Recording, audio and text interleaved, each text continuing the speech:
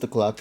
Hey everybody, you guys hear me loud and clear? Of course, if you do, please let me know so I could make sure that we're actually going live, a-okay, good to go, all that jazz and whatever in between, because if it is, then we can begin tonight's session of the PokePod World Podcast. Greetings everybody, my name as always is KG Prestige, and I welcome you all to another exciting edition of the PokePod, where we're going to be talking about the latest episode of PM 2019 amongst a bunch of other things. So, let's just get ourselves strapped in, have a good time, and yeah, let's just all see how this show will go for tonight. I hope you guys are just as excited as I am to see the shenanigans that will ensue from tonight's podcast. So let me just make sure if everything is running fine. The title of the pod. Yeah, I know. Of course, I have to talk about that when we get to that. Of course, as you guys already know, we always have our bullshit hour where we just talk about random things for the hour before we actually get to the episode at hand. So, yeah, let's just get right into it. Hold on a second. Let me just tweet out that we are live. Come join. There we go. All right, sweet. All right, now with that being said, I believe we should be good now. Let me just make sure I got myself into the call in just a second and then go from there. So hold on, let me just get the Discord call open up because I did not open that yet. I literally just got back, so I just now got the stream open, but not necessarily the Discord. So let me take care of that Discord real quick here. Also, screw. Oh my God, we're gonna talk about that Activision and Blizzard thing. I completely forgot about that, but that needs to be addressed at a certain point. So let me get into the call. Hey, look, someone's in there already. All right, hello. Hello. Wow, hi there, buddy. How you doing? What? I'm You, good. I fell asleep, but now you got an early rest just to make sure you're awake right now. yeah, 30 minutes ago. Ah, okay. Well, hello Is there, why you fellas. don't take NyQuil. Good evening. Hey, it's Good. TSS as well. How you doing, buddy? Good. Gonna be interrupted by food in a little bit, so might as well talk a bit while While you're waiting just for busy that. chowing down, yeah. Yeah, there's a Yes. lot to talk about for this week. I think we got Yes. a lot to discuss, both good Eh, and, of course, bad. Because the Well, bad thing is, yeah, we'll get to that point. But well. I want to talk about something that you weren't expecting and I wasn't expecting. I don't think But nobody was someone, expecting. someone actually, if you go on the 3DS homebrew scene, somebody has ported Doki Doki Literature Club to the 3DS. Why? Oh. Hold on a Yes. second. I need to see this real quick. Doki Doki 3DS. Yes. So, for anybody out there that has homebrew on their 3DS, and by the way, you all should have the Universal Updater. And if you don't have the Universal Updater and you don't have Boot 9 Strap installed in your 2DS or 3DS system, go to 3ds.hacks.guide and get yourself freaking modded and with that and boot 9 strapped because you can get a universal updater. And now I've seen that somebody has actually ported Doki Doki Literature Club to freaking 3DS. Now of course you're going to need the file. By the way, there is also decompilation of Sonic 1 and Sonic 2, the 2013 releases on Android and Steam to the 3DS as well, but I think you need a new 3DS for it to run properly. Also Sonic CD. But yeah, yes, you too can now play a Doki Doki Literature Club on your 3DS. Which is crazy to think about, but you know, all these decompilation projects. And like I said, Universal Updater. If you don't have that, you can go on, and if you have a homebrewed 3DS, you can go on to FBI and just scan the QR code for Universal Updater, and you'll be able to have access to all of these things. Also, for some reason, there's a modified version of Luma 3DS, and for some reason, it has the fucking Puppetmon's fucking logo on it. I don't know, as a logo. I don't know why, but there's a lot of great homebrew titles that is listed in the Universal Updater. So yes. Because FBI is the homebrew installer for CIA files. Get it? Because Oh. the Yeah, because CIA is the file format for the 3DS, so they say, okay, FBI, and Open up. pretty much, yeah. Oh my god. Well, first of all, that's a nice little cheeky nod, I guess, to those particular words. But uh, yeah, I'm still in disbelief that there's even the Doki Doki for 3DS. Like, what the hell? At this point, they're just gonna they're just gonna port it to everything. That means though that isn't the recent release just has extra chapters. Yeah, it's called Doki Doki Literature Club Plus. All So right, it so then that includes some means additional content. yeah, so that means as long as I get well how these things work is that you have to copy the data files over. So I wouldn't be surprised if the by the way the app is called DDLC Love by Luki GD. And yeah, I'm pretty sure that maybe there will be an update that will support the that version as well. So, but still, I mean, still to have I know it's become a meme around here, but to have Doki Doki Literature Club on a 3DS, that sounds pretty freaking cool. Tyrone would probably flip his shit though if he was here right now to talk about it. So yeah, for certain, it's just a little thing that doesn't need to exist, but somebody thought, let me use my time to make it a possibility, and so there you go, it came to be. So I guess now with that out of the way, I want to address a couple of things up real quick as we get along. There are going to be some topics, or maybe one topic in particular, that I feel we're going to talk about that might be a bit of on the negative side of things, only because this shit blew up tremendously over the past couple of days. And I only feel it's appropriate for us to talk a little bit about it, given how it also ties into the world of gaming as well. But we'll get to that on that point. But I wanted to talk about some of the more positive aspects and talk about some of the good things in gaming that has gone down this week, specifically within the world of Pokemon. I know Pokemon Unite has already launched. We'll get to that soon. However, I do want to give a nice little nod to Pokemon Masters EX, because finally they're giving the greatest bird of all time his proper arc coming through now, and that is that Suba, aka Swellow, is finally going to be in Pokemon Masters EX. And you know what that means? I'm gonna probably have to spend fucking 18,000 gems trying to pull for it, and I still won't get it. Yeah. It just bugs me that why is Suba stuck with a trainer? He should be by itself. It's like Or well, best bird. Best bird what don't be with need the any player? guidance. Well, you want a player, player to have it. Yeah, just you, the main character. That bird should belong to you. I have no understanding as to why uh this guy whose name I forgot, Falconer, I think was Faulkner. the name. Yeah, Faulkner. has the Swellow. When I remember correctly, he has Really? the pig shot. Joe has explained that it's because it's his ace in Heart Gold, Soul Silver, and That's Black and White weird. too. Huh? Really now? Yeah. Joe went on the record saying that that's in the Heart Gold, Soul Silver, and in Black and White too. And given that Masters take place after all of those games anyway, Yeah. I guess it only feels appropriate that, yeah, okay, this character would have the Swallow then. Still, though, Yeah. I don't know, man. I feel like Swallow should have belonged to somebody else. But that's fine with me, though, regardless. I'm just happy Swallow's finally in the game. Of course, the other characters that are also going to be popping up, Lear and Hoopa, Hoppin, Zamazenta, Evelyn, and Entei. And many people probably are scratching their heads as to who the hell Evelyn is. But if you've played the games, the main titles anyway, you'll know who she is. And boy, does it take a while to get to that. So, yeah, overall, what more can I say other than I'm very much excited to see how things are going to shape up for the Pokemon Masters EX game now with these brand new characters coming aboard. There's also going to be a repeat run of Giovanni and Mewtwo, so if you have yet to get him, now is the perfect opportunity for you to go and do so on that said game. You already got them already, and if you already got them already, then you'll get the triggers for either the like the pulls, like you'll get 5 out of 5, and if you already got 5 out of 5, you will get extra 3-star power up items. Oh, neat.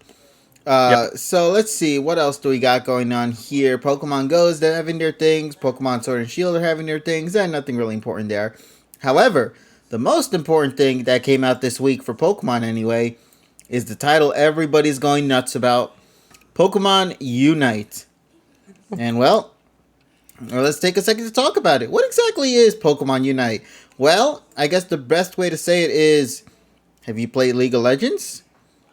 If you have, then you kind of get the gist of it. Now, mind you, it isn't a carbon copy of League of Legends, but the core concept in itself still is very familiar. It's a team of 5v5 between your side of the squad against their side of the squad in a 5v5 battle, and during these battles, players will cooperate with teammates to catch wild Pokemon, level up, evolve, and using all that tactic in mind, defeating the opponent's Pokemon while trying to earn the most points possible within the time that you have.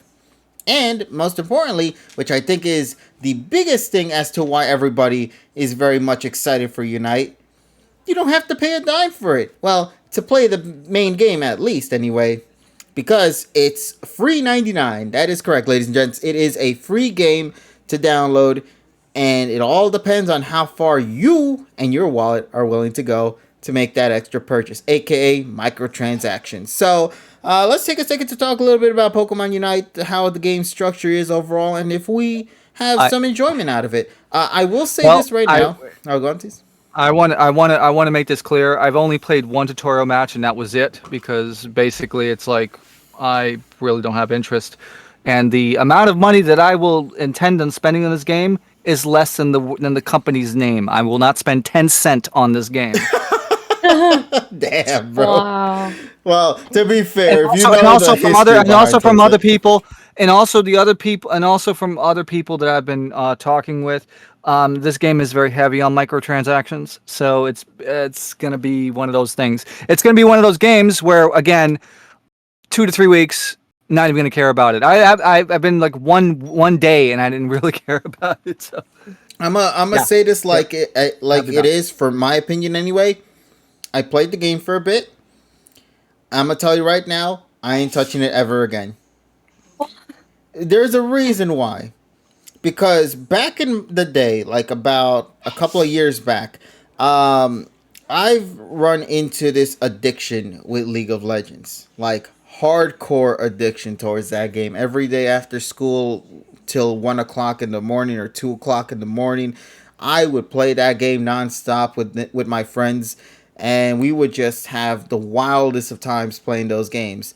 And I know just how addicting those type of games can be, and I don't want to get myself caught into those shoes yet again. You know what I mean? I got out of the league for a reason.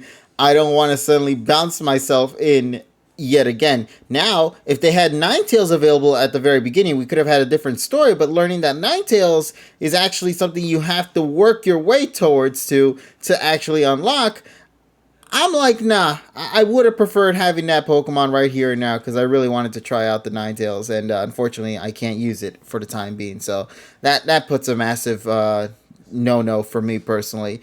I still say that Unite is still a fun game. It is a relatively fun, especially when you're playing with your friends. If you play with your community, with your friends, know what you're getting yourselves into, and everybody knows what they're getting themselves into, it can honestly lead to a very fun time, and everybody could get the most out of it.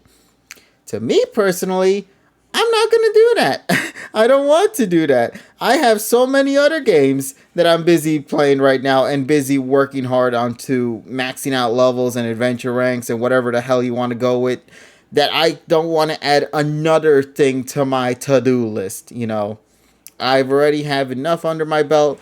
I'll let those who want to play Unite have fun with Unite. I'ma just not, interfere with that whatsoever.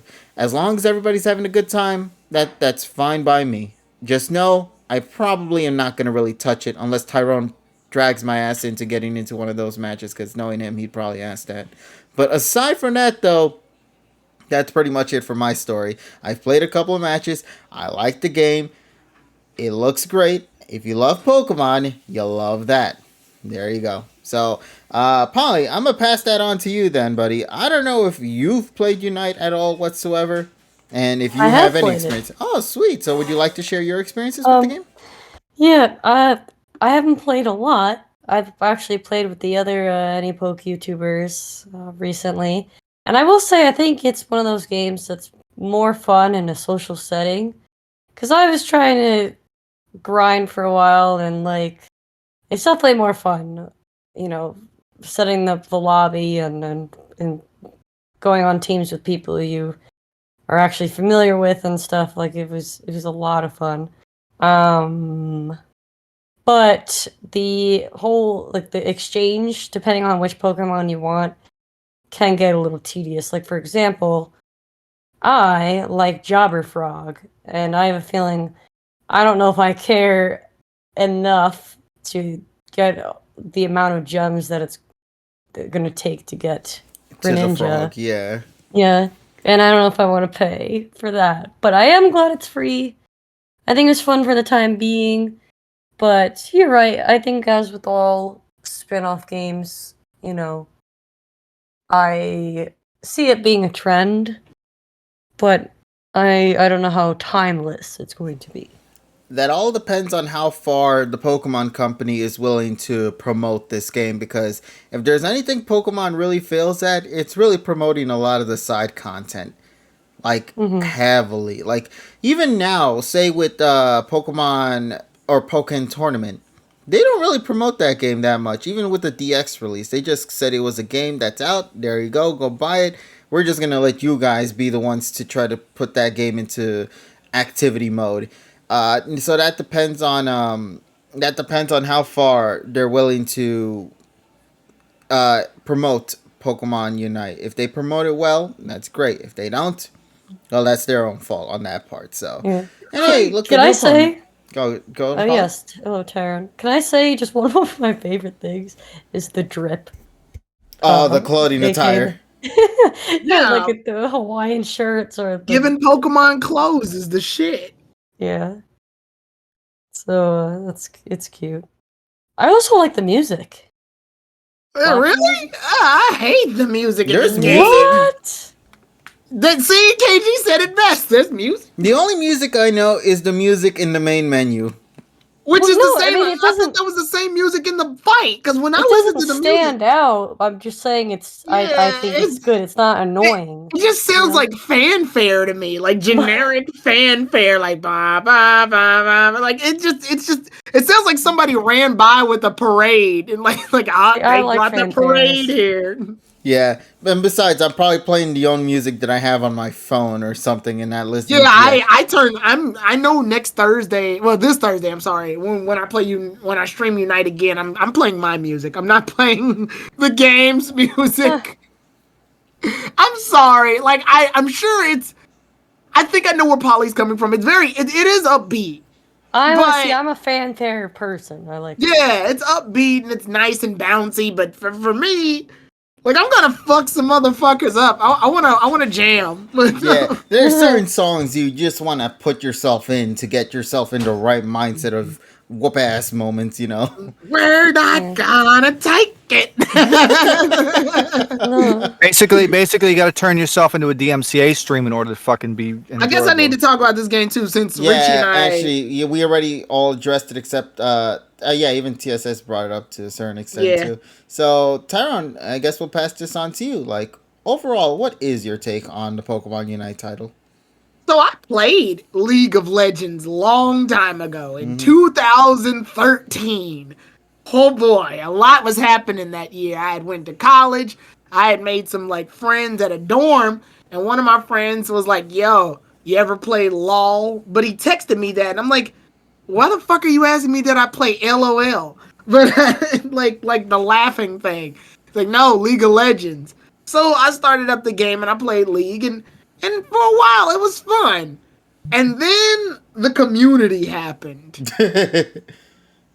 So that's how I stopped playing League of Legends. That's how League of Legends ended. I love how we both have different reasonings for why we stopped with League. Yours Yeah, was just because, like, the community. Mine was just because I wanted to get away from the addiction. Well, that too, actually, it does Well, have a hold on. to be fair, that's probably the reasoning that KG brought along was probably a lot of people reason why a lot of people dropped off of World of Warcraft, because at that point it was freaking like, you had to pay a freaking monthly fee and it was just all Now, encompassing. I Yeah. wasn't addicted. I don't know. There's something about me where if they say a game is addictive, I think my brain goes into like a self-defense mode to ensure that it doesn't become addictive. But after a certain point, I think it was also just because I wasn't good at it. I wasn't good at League. So unfortunately, like I just sort of like it was one of those things where I was like, if I want to be good, then I'm gonna have to be addicted. That's what happened to me with Unite, because like, a lot of the YouTubers have been wanting to play it. It's like Zach has been grinding, Infamous has been really, really Yeah. good. And I'm just like, I don't want to drag anybody down. So my defense mechanism for not getting addicted was my incompetence. No, the only thing that we remember this game by in about another year is like some guy is gonna have, just like with the League of Legends freaking freakouts, the freaking video compilations, and that's gonna all we're gonna remember about this game. So That's going probably. into that, it's fun. I wanna point that out right now. It is a lot of fun. I really It's like it. fun. It's not like it's not. Now, granted, I lost every goddamn game I played, but I still had a good time. It is a legitimately good time. I don't. There's one thing I don't like, but this isn't its fault. It's Pokemon games in general that are that are doing this like off the beaten path situation with their spin-off games. I notice Pokemon's doing this a lot where it's doing like other games just with Pokemon slapped onto them. Pokken Tournament did it, and like all the others. Technically, Pokemon Go did it. Just the Niantic game that they came out with originally isn't as memorable as Pokemon Go. Ingress. Yeah. I don't mind that. My problem, though, is starting to become the availability of Pokemon. And yes, I know they're adding new Pokemon as the time passes, but we're seeing the usuals. Lucario, Machamp, fucking Oh yeah, that's Lucario, Machamp, Cinderace, the usuals, the ones those are that some always randos show like up. Gossifleur. Yeah, Gossifleur, yeah. Yeah, and to Eldegoss. Yeah, I like those. Those Eldegoss, out of that's the what. Eldegoss. Those out of the box ones I like. But how many games is Charizard and fucking Lucario in exactly? Wait, you know what's frustrating though? Because Dreadnought is one of the enemy like the ones who has a lot of points, and it's like it's there, but I can't. Why aren't you play in as the game? Yeah, right. Why aren't you playable? Like, I love the idea that Pokemon's stepping outside of its comfort zone and tackling more like genres. It's kind of doing the Mario thing, where Mario can pretty much be in any game and sort of work out. But the problem is we get the same usual motherfuckers that we see in every goddamn Pokemon game. That includes Gardevoir, Lucario, Charizard, Machamp, like the same goddamn suspects. Well, then what's probably going to happen is we're going to have the failed Ninja Frog coming in, the Jobber Frog coming in. Greninja is in the game already. Well, yeah, that's what my whole point is. Yeah. It's already there. So it's like I guess they're basing it off of like the results that happened like 2016, where everybody was like, yeah. Also, Freaking- I Yeah. need to make sure. I need to see videos of Charizard beating Greninjas just to prove my point for X and Y. Wow. And Z. Yeah, I'm just saying, if it happens in the game too, then it can happen in the anime, which it did. I mean, you could get that from, I guess, Smash Brothers. Oh yeah, Raichu's not in this game, is it? Nope. No, that's fucking stupid. Why is he not in the game? Probably because of Stone Evolution. Well, doesn't probably. count. Well, I know the reason. It's because Pikachu's in it, Yeah. and unfortunately, that would require Pikachu to evolve. Dang. And they can't do unless this League has had clone characters before too, so I'm sure there's like a second Pikachu that can evolve into Raichu that they can do. That's one of the things I will praise the game for, is that they have there's potential. The problem is, again, the problem that lies in a lot of these Pokemon games that go outside of the norm. They keep using the same roster of Pokemon. Like, how many games is Gengar in? Well, what are you expecting for a 10-cent budget game? I mean, look, I'm guessing you don't like the game, TSS. I played one tutorial match and I was like, no. Oh, okay. Well, yeah, it's not for everybody. Yeah. But like, I don't know. It just bugs me because I'm seeing the same faces. I kind of wish they had divvied it up.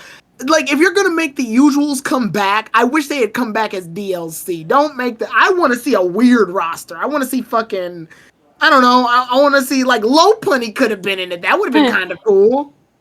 Yeah. Like Low Punny, Heracross could have been in it. Fucking, is Gyarados in it? Quillfish. I'm just Actually, throwing yeah, that would have been fun too. Leveling up Magikarp would have been a pain in the ass, but the payoff would have been great. And oh man, and yeah, and they basically the Magikarp is like you need team effort to actually make this Pokemon evolve. yeah. So like We need DLC of the Lord. And that's it. Yeah, I don't know. I feel like the roster could have been a little different here, but like the only differentiations I see are like Cramorant, the Blissey that's supposed to be showing up, and maybe Ninetales, and even that's borderlining it at best. Yeah, Like, apparently, according to leaks, what Evo says, Sylveon, Blissey, Blastoise, and Gardevoir are going to be coming. Yeah, Blastoise is already in Pokken, isn't he? Yeah, he was one of the DLC characters. And Gardevoir's in Pokken as well. I'm just like, give us some weird fucking Pokemon. Stop giving us the same goddamn roster we've been getting. Too Pokken as well. I think it's a side character. No, I think it was. no, Snorlax is playable. And in fact, he's cheap as fuck too, because he doesn't even start off as Munchlax. He starts off as Snorlax. That's just what you gotta deal with. Oh, he's a tanky boy at the start. Yeah, it's bullshit. It's bullshit. I hate it. I hate it. I think, like I said, I think it's fun in a social setting. Also, poor Apom. Oh, I know, but No, not really. He deserved it. No, Apom's like, Apom, well, you'll be representing Gen 2. Yeah, what do I get to do? You get the shit beat out of you in the first 2 seconds of the game every time. All the time. Poor monkey. It just is so fucked. Who's the other? Oh, Combi and Best Oh, Lucario starts off as Lucario. He doesn't even start off as Riolu. Oh wow, that's fucked. That's fucked. Eddie says, "I enjoy beating Apom." Actually, that was one of the appeals. That was one of the appeals of League, was that like a lot of these characters were so wacky and different. But like I said, you look at Pokemon and like you look at the roster, and I'm like, I've seen half of y'all in other games before. Like, like it's hard for me to be really. It's a bad first impression, unfortunately, because it's like if you play this and then after playing like Pokken and Smash Brothers, you're like, I've seen half of these guys before. Pokemon has damn near 900 playable characters, and you choose the same 12. like that's what my problem is. That was the problem I think people had with Pokken Tournament, wasn't it? The roster? Yeah, because it was familiar faces taking over. Yeah, just the same motherfuckers. Yeah. Like, I liked Aegislash. I thought that was the weirdest inclusion. Him and Chandelure. I like those weird. I love when weird fucking Pokemon show up in side Or games. Sableye too. Yeah, I like when weird Pokemon show up in side games because it gives them a time to like shine a little bit. Like not the same usuals. Yeah. But let's see how things turn out for the future, though. Yeah, right now, we're getting hopefully they get in. better DLC. Yeah. Mm-hmm. Also, I don't think it's even available on mobile devices yet. I think it's only available for now on Switch. It's available on Switch. Yeah. So, yeah. Make sure you take advantage. I believe you do get some free goodies for just logging in every day. So do so. I'm sure. I hope they do this just to add a level of spice to it. I hope the mobile version comes with slightly different start off Pokemon, just to differentiate it, give it its own identity. We'll see what happens. Or maybe like an exclusive mon you can only get from that'd be kind of cool, like Sceptiles in there or some shit. Yeah, and the only way to get it is by playing the mobile game. Mobile game. And then if you get him there, you can transfer him to your Switch. Yeah, you can earn them, or something like that. Yeah, that'd be some cool. crossplay promotion, you know? See, you listening to us, whoever made this fucking game. Mm-hmm. Hey, 10 cent. You can give us 10 cent. We'll give you guys some good opinions, buddy. Well, you gotta give him the yuan. That's all. Anyway. All right. Before we get back to Pokemon for a second, I also want to mention, folks, this is the week where Levar Burton is hosting Jeopardy, and you gotta fucking watch it. I got So check your local listings for Jeopardy this week. Levar Burton is hosting. I watched his first episode. Starts off a bit rough, but he gets his bearings by the end. But he's already mentioned in interviews that his first show sucked. So Tuesday through Friday should be fun to watch. Interesting. I guess it's just because he's getting his foot on the ground for like just working in the Jeopardy game, you know. And I'm kind of curious to see like how his things are voice. going to shape up later. I truly think that his voice was great. For reading off the clues, even though some questionable things, but I think it's because he's nervous. So we'll see what happens. Apparently, by the end of the week, he gets he brushes off the nerves. All right. Yeah, so hopefully LeVar Burton will take over with Jeopardy because I think he's a good fit. Sweet. All right, so let's get further into the world of Pokemon. But before we actually get past Unite, though, I see somebody had hopped into the call just now. Hello there, buddy. Good evening. Good evening, everyone. How's everyone doing?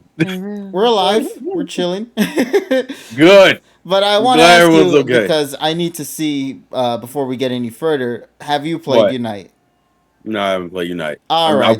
I've watched Tyrone play Unite. Does that count? Yes.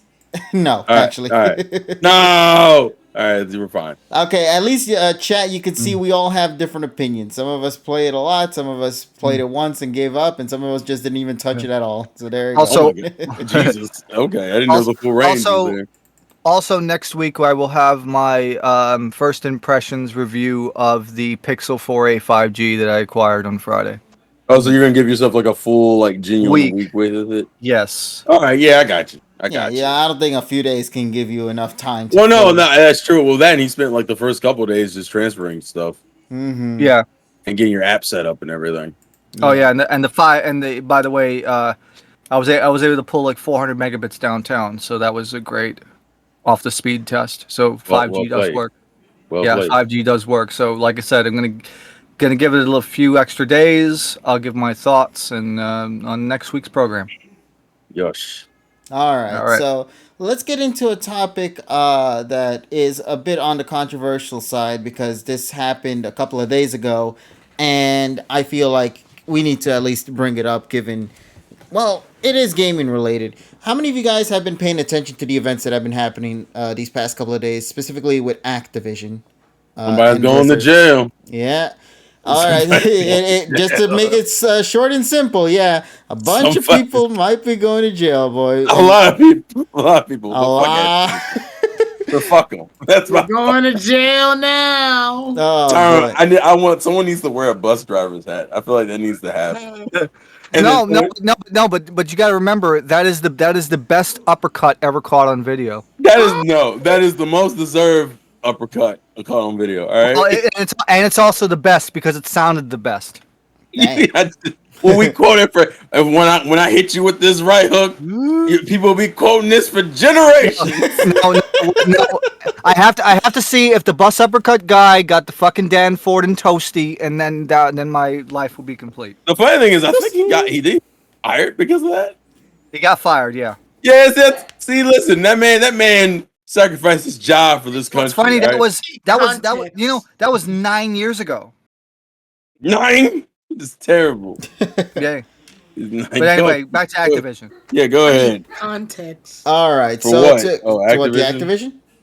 Yeah. Yes. Okay, so allow me to explain. On July 21st, which was, I think, on a Wednesday, there was an issue that came out specifically for the California state government where they had filed a lawsuit against Blizzard/Activision for, and I'm going to just give you guys a bit of a heads up right now, horrific, grotesque content that had gone down in the workplac. Like you mean their games? Oh, I'm sorry. Oh, damn. Holy shit. I think that's the hardest I made Tyrone laugh. I'm pretty proud of that one, actually.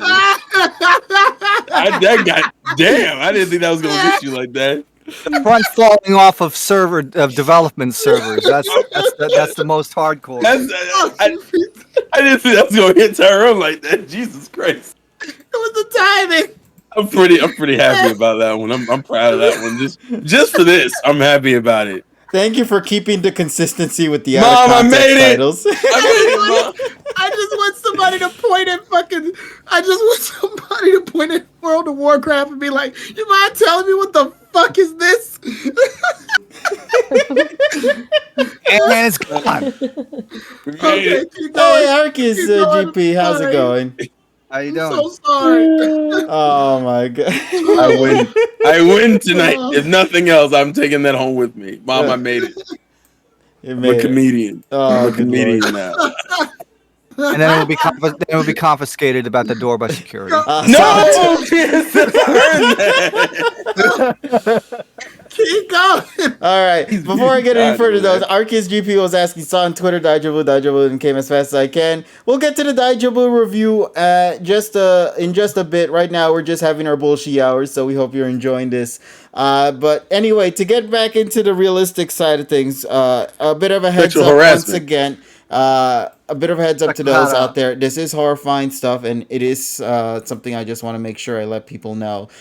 So yeah, the California state government, just to remind folks, had issued a lawsuit against Activision and Blizzard for some truly horrifying workplaces issues, including the lawsuit which states something as a frat culture at work. Where I'ma just say this right now. This is horrible. I'm reading this shit and it's horrifying. Defendants have also fostered a pervasive frat boy workplace culture that continues to thrive. In the office, women are subjected to cube crawls in which male employees drink copious amounts of alcohol as they, in quotes, crawl their way through various cubicles in the office and often engage in inappropriate behavior toward the female employees. Okay, so essentially they're doing I didn't even know you could do that. they're doing the gaming version of Animal House. Well, fuck them.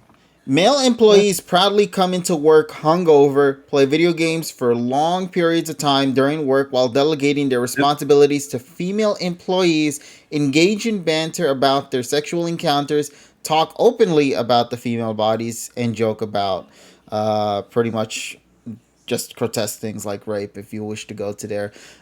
So yeah, there was even one that got so horrifying that I had to do a double take just reading this sort of thing because I could not believe that this is a thing. And I once again just want to remind people, this is some horrible shit. If you don't like hearing this stuff, I'm just letting you guys know in advance.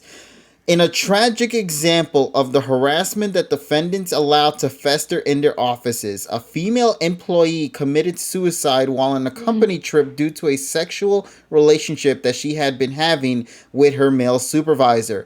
The male supervisor was found by police to have brought a butt plug and lubricant on this business trip. Another employee confirmed that the deceased female employee may have been suffering from other harassment at work prior to her death.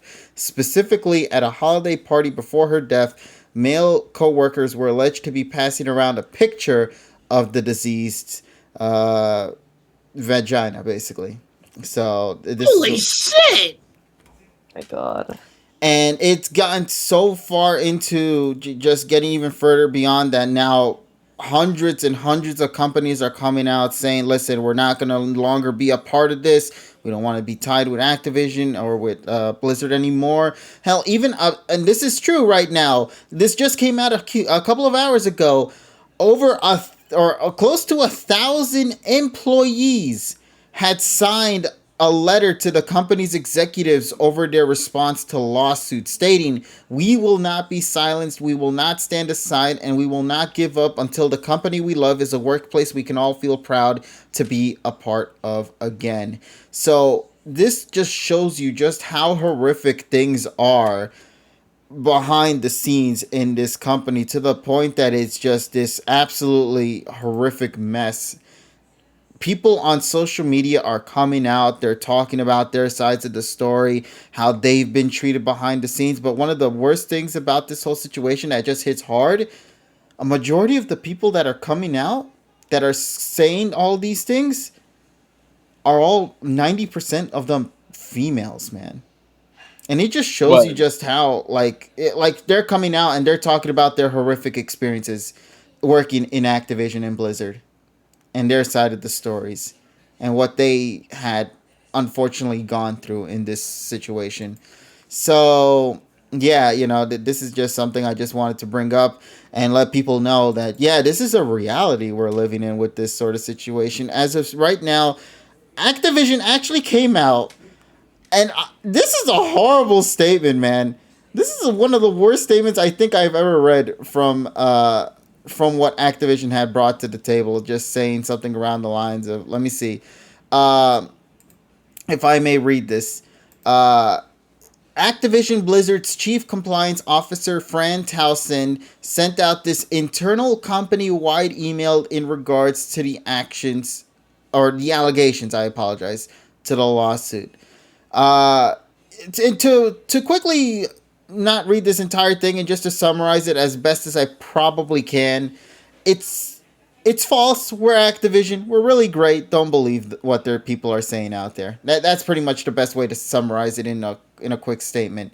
If I didn't have to read this entire No essay different that than they how we got. always treated Activision. Yeah, pretty much. We're good guys. We're the No good guys. wonder Blizzard lost the fucking source code to Diablo 1, those pieces of shit. Damn. But no, like that, this is just how it is, man. So overall, Activision and Blizzard, this whole situation is horrific. I don't know much more to possibly say at this time. All I know is that people are coming out more and more. More petitions are coming through. More signatures are being signed. And people, especially that work inside Activision, are opening up and sharing their side of the story. And all of it is just not pretty, man. Especially the ones I've just read to you right now. So this is something I'm gonna probably bring back up again at a later point, because as it stands right now, this journey is still incomplete in regards to where this situation is going to go. But man, is it just absolutely horrifying to see that we're even in this kind of situation in the first place with this company. And it's just horrifying to It's just see like- these stories. It's very surprising because you think, oh, it's 2021, like everybody is kind of on the same page with respect, and especially with not exhibiting sexist behavior like that. But I guess not, like Yeah. it's Bing. Okay, so like, just bad. I'm trying to figure out how I'm gonna word it. Okay. Unacceptable behavior will always exist. In a world in which there's a level of acceptability, there's always going to be a level of unacceptability. There's always going to be some level of chaos, unfortunately. I think the problem, though, is that because of the way things have been going on, and the fact that we've all been inside for so long, and companies had been working remote, and things like that, I think we had just been in a moment in which we left society enough so we, I think, lost touch of like the dangers and evils of society. So when we were reintroduced to it in such an extreme as it to be Blizzard, it was all happening in one space and it all happened at once. Yeah, and it wasn't like there was no break in between. It was just one announcement after another after another. So when you say that, Polly, I get why you say it, and I think the reason for that, though, is because it's coming from a level of absence we've had while being reintroduced to society. Yeah. Because remember, companies are just now, like, I want to say at the beginning of the middle of the year, companies were opening back up. Yeah. People were starting to be exposed to each other again, but like society's sort of reforming itself. And unfortunately, with society comes all of the fucked up urges and chaotic energy and everything that comes along with it. But what happens when you put your finger on the faucet and turn the water on? What happens? You get all that. You get all that. It builds up. The answer is you get all that. You get all that mud and dirt that's in the fucking boiler that you haven't turned on for fucking 7 months. So I'm assuming this has been taking place over the course of years. Yeah, I would probably say within the last decade or so. Yeah. It's one of those situations where you have to kind of just acknowledge that as a company, that a lot of these gaming companies do not necessarily have the most healthiest environments, and what made the whole situation worse is that for years, nobody said anything. It pretty much everyone was like, well, if you do something, I'll put out something. And we're like, well, cool. But nobody wanted to fucking put out anything.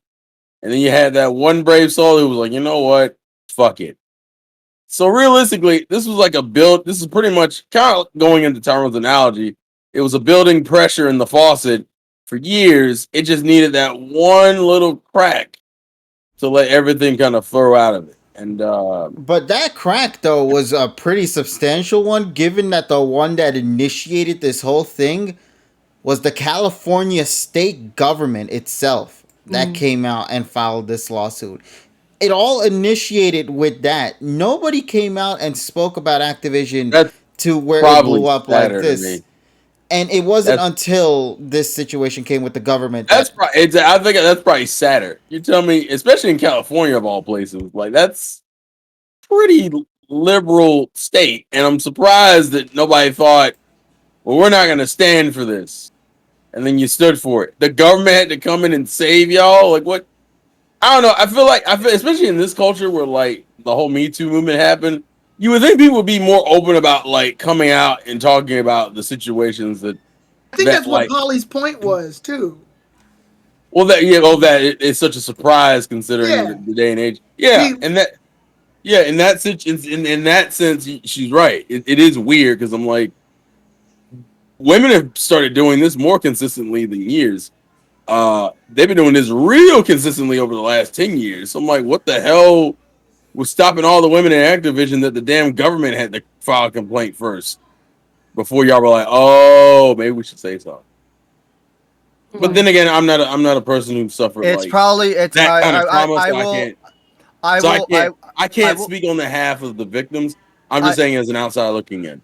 I will give it as a neutral point. I think it was probably because fear of job termination. Well, obviously, that to me that's like the first thing. That's probably one of the main reasons why.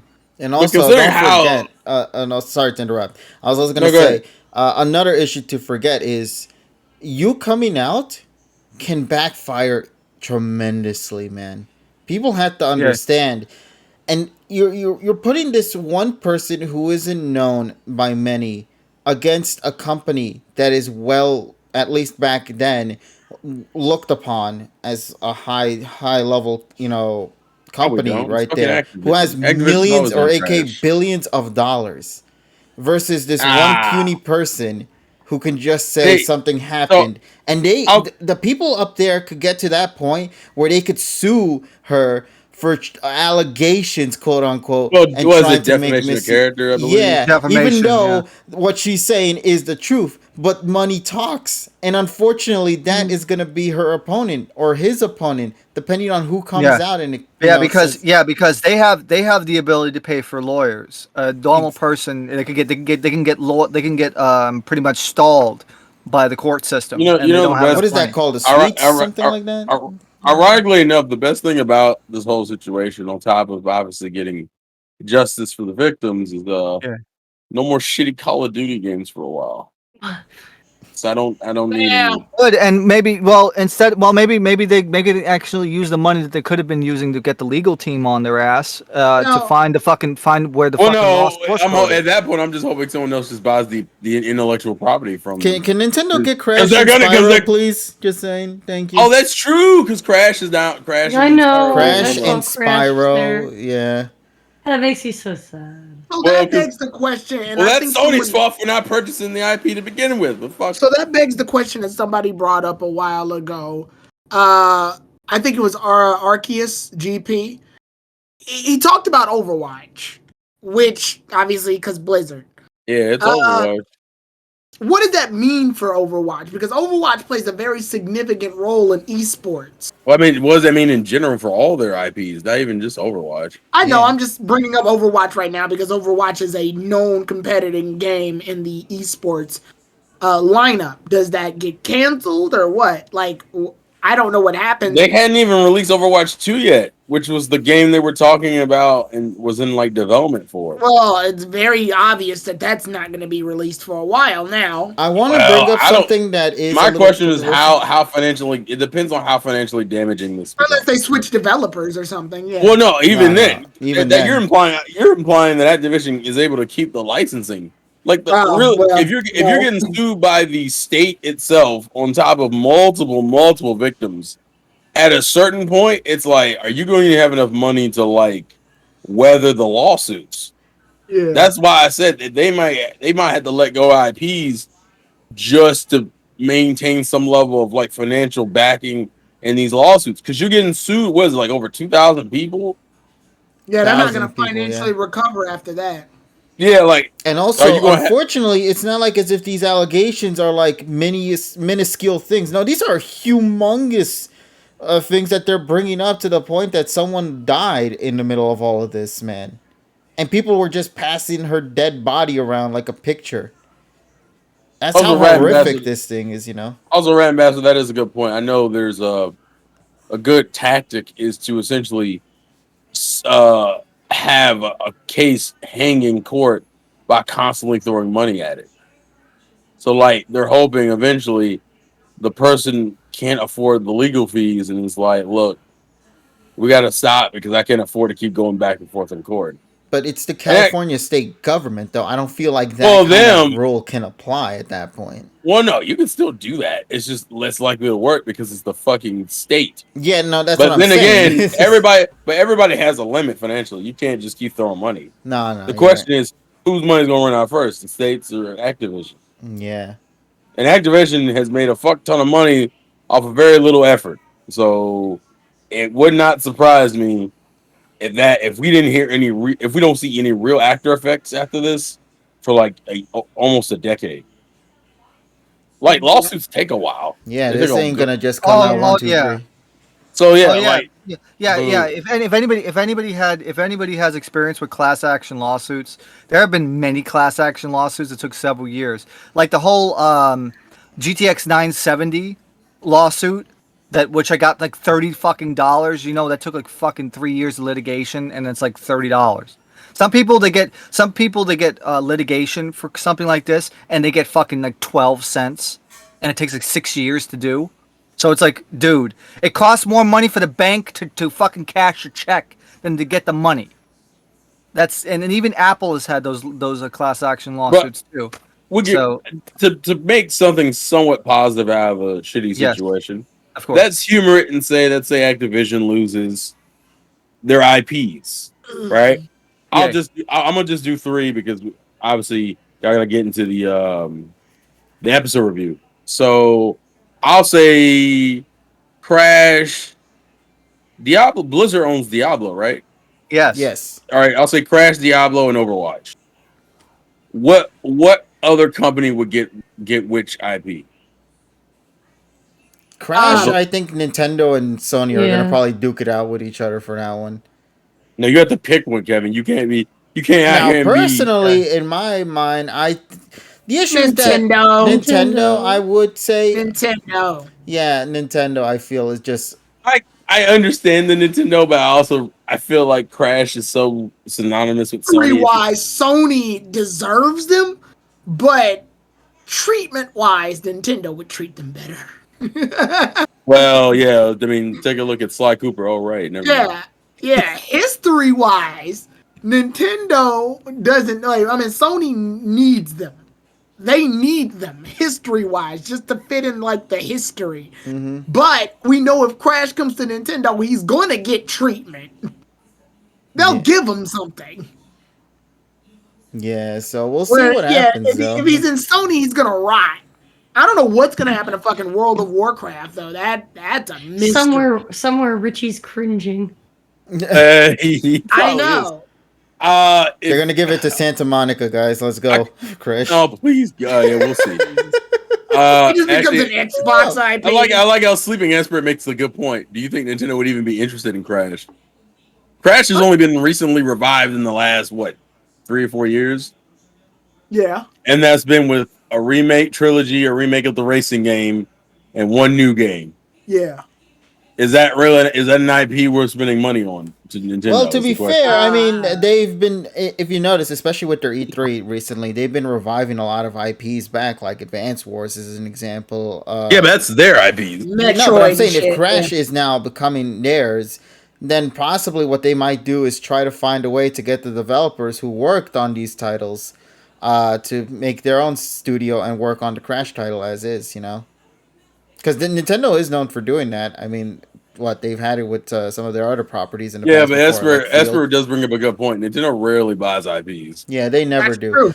And The they only- don't the even only- own Bayonetta. They just Well, they revived partially it. own the second game. The second game will never be released on anything else unless Yeah. Nintendo gives Sega. Technically, because Sega owns Bayonetta, Yeah. Yeah. but because no one funded the second game technically is owned by Nintendo. Uh-oh. Something happened? I Pharrell's No. internet died. Oh no, man! I feel bad for him. He's been having this consistently happen to him these past couple of days, man. Well, no, not a couple days, couple of weeks. Damn, couple of weeks. Oh, Then boy. I'm also noticing Yeah. my internet connection's also going up and down and all around as well with the yellow and red line. So I don't know Up what and the hell's down going and on, all but around. I think we'll be fine. regardless. Discord. Well, I think it's mostly like routing issues throughout the country. There was a point a couple of days ago where like a lot of the CDNs for like Steam went down. Mm-hmm. So I wouldn't be surprised if some random people are attacking freaking border routers. Ah, I see. So that could be the case, but hopefully we'll get to hear from Terrell in just a bit as he's getting that set up to come back once again. So, yeah, just to lighten up the mood in regards to this situation at hand, all I can simply say is that I just hope that the people who are coming out and talking about this situation are getting the answers that they want to see happen. That justice does come through and that they do prevail, and everybody can maybe return back to a little bit of normalcy, at least in the working condition that they're living in right now, or working in right now within Activision and Blizzard. So, Hey, I can pull something from this too, in terms of like, if we look at a side here. I want other game companies and developers and stuff to look at this and like realize, yo, this is what happens if you guys don't straight. Because I'm sure, I'm gonna say it, I'm sure that this isn't the only time this happened, nor is this the only time like this is gonna happen. Unfortunately, Well, I will say this. You also have let's just take the Japanese work culture for example. You have a culture where people work overtime virtually every day. At least thankfully there isn't like any major like sexual harassment things or allegations or crap, but it all depends on the work ethics of the company. Yeah. I think the best thing to do is, and what doesn't help is that a lot of these game developers are on time crunch. So I'm aware of that. I mean, what I'm Yeah. saying is, and like, even if you say like different cultures, because evil knows no culture. First of all, like, Right. yeah, evil knows no culture. That's just that's universal. right. I think the thing is though, I want other companies to see and realize, look, this is what happens when things like this get out of hand and you lose sight of what you're supposed to do. Because I've said this all the time. If your job is to do this, then why would you not just do that? Stick to the objective, because once you leave the objective and you start screwing around doing all these other things, this shit happens. And I want other companies to see this and be like, oh shit, we gotta play straighten up and fly right. Otherwise, we're gonna end up like this. Because I'm sure there's other game companies that have some hidden skeletons in their closet that just haven't been revealed yet. Right. I refuse to believe this is the only company that No. like has done some fucked up shit like this. Hell, well, if you go back into fucking Jesus Christ, if you go back into some of these game companies' past and see some of the shit, like, hell, even Pokemon themselves have obviously had problems. Like, I want them to realize, listen, we've come back into society. We can't let our exposure to society get the best of us. We need to present ourselves as the companies that we started off as and continue forward to make for better content that people want rather than screwing around and doing all this other stuff. Because honestly, like I said earlier, this is the buildup. This stuff didn't happen yesterday. This is 10 years worth of shit. Mm. And that's because everybody, from what I see, has lost sight of what this shit is supposed to be about. Creating video games. Yeah. And they lost sight of that. And this is an example of what happens when you lose sight of it. I see it all the time. And also, this notwithstanding, company tensions between the supervisors and the employees are probably some of the reasons why projects are being delayed, because they're basically being either overworked or their conditions are not great. Yeah, I see it all. That's what's causing this kind of loss of focus, and then you end up getting shitty games that are late, and also games that are not ready. And also that's one of the main reasons why they get freaking, like, you have to download a fucking 25, 30 gigabyte patch for a fucking game on day one because they didn't meet a fucking deadline because of all this, bullshit going on in the background. Right. Not even just with companies, with people, with celebrities, with famous Twitch streamers, YouTubers. Yeah, I see it all the time where they start off doing great work, they lose their focus, and what happens? They just go, oh, it all comes to the surface. Always will. This is why I stress, this has been a continuing theme, I feel, for the past few weeks. Yeah. Mm-hmm. Do what you came to do. Nothing different. Nothing else. I mean, obviously, there's no problem with expanding your horizons in order to help your initial goal, but do what you came to do and stick to your focus. Because once you leave your focus, we end up in these weird situations that never needed to happen in the first place. No, and also companies shouldn't be paying $20 to $25 an hour to circle jerk around their employees. That's fucking stupid. Yeah. How many companies, how many celebrities, how many streamers, how many YouTubers have you seen get consumed by this and they lose sight of why they started doing this shit in the first place? Yeah, because no matter at that point, when you get off the beaten path, whatever happens at that point, that's all on you, man. And obviously, what I'm preaching right now is expanding a little bit past the topic, but you know what I mean. Yeah.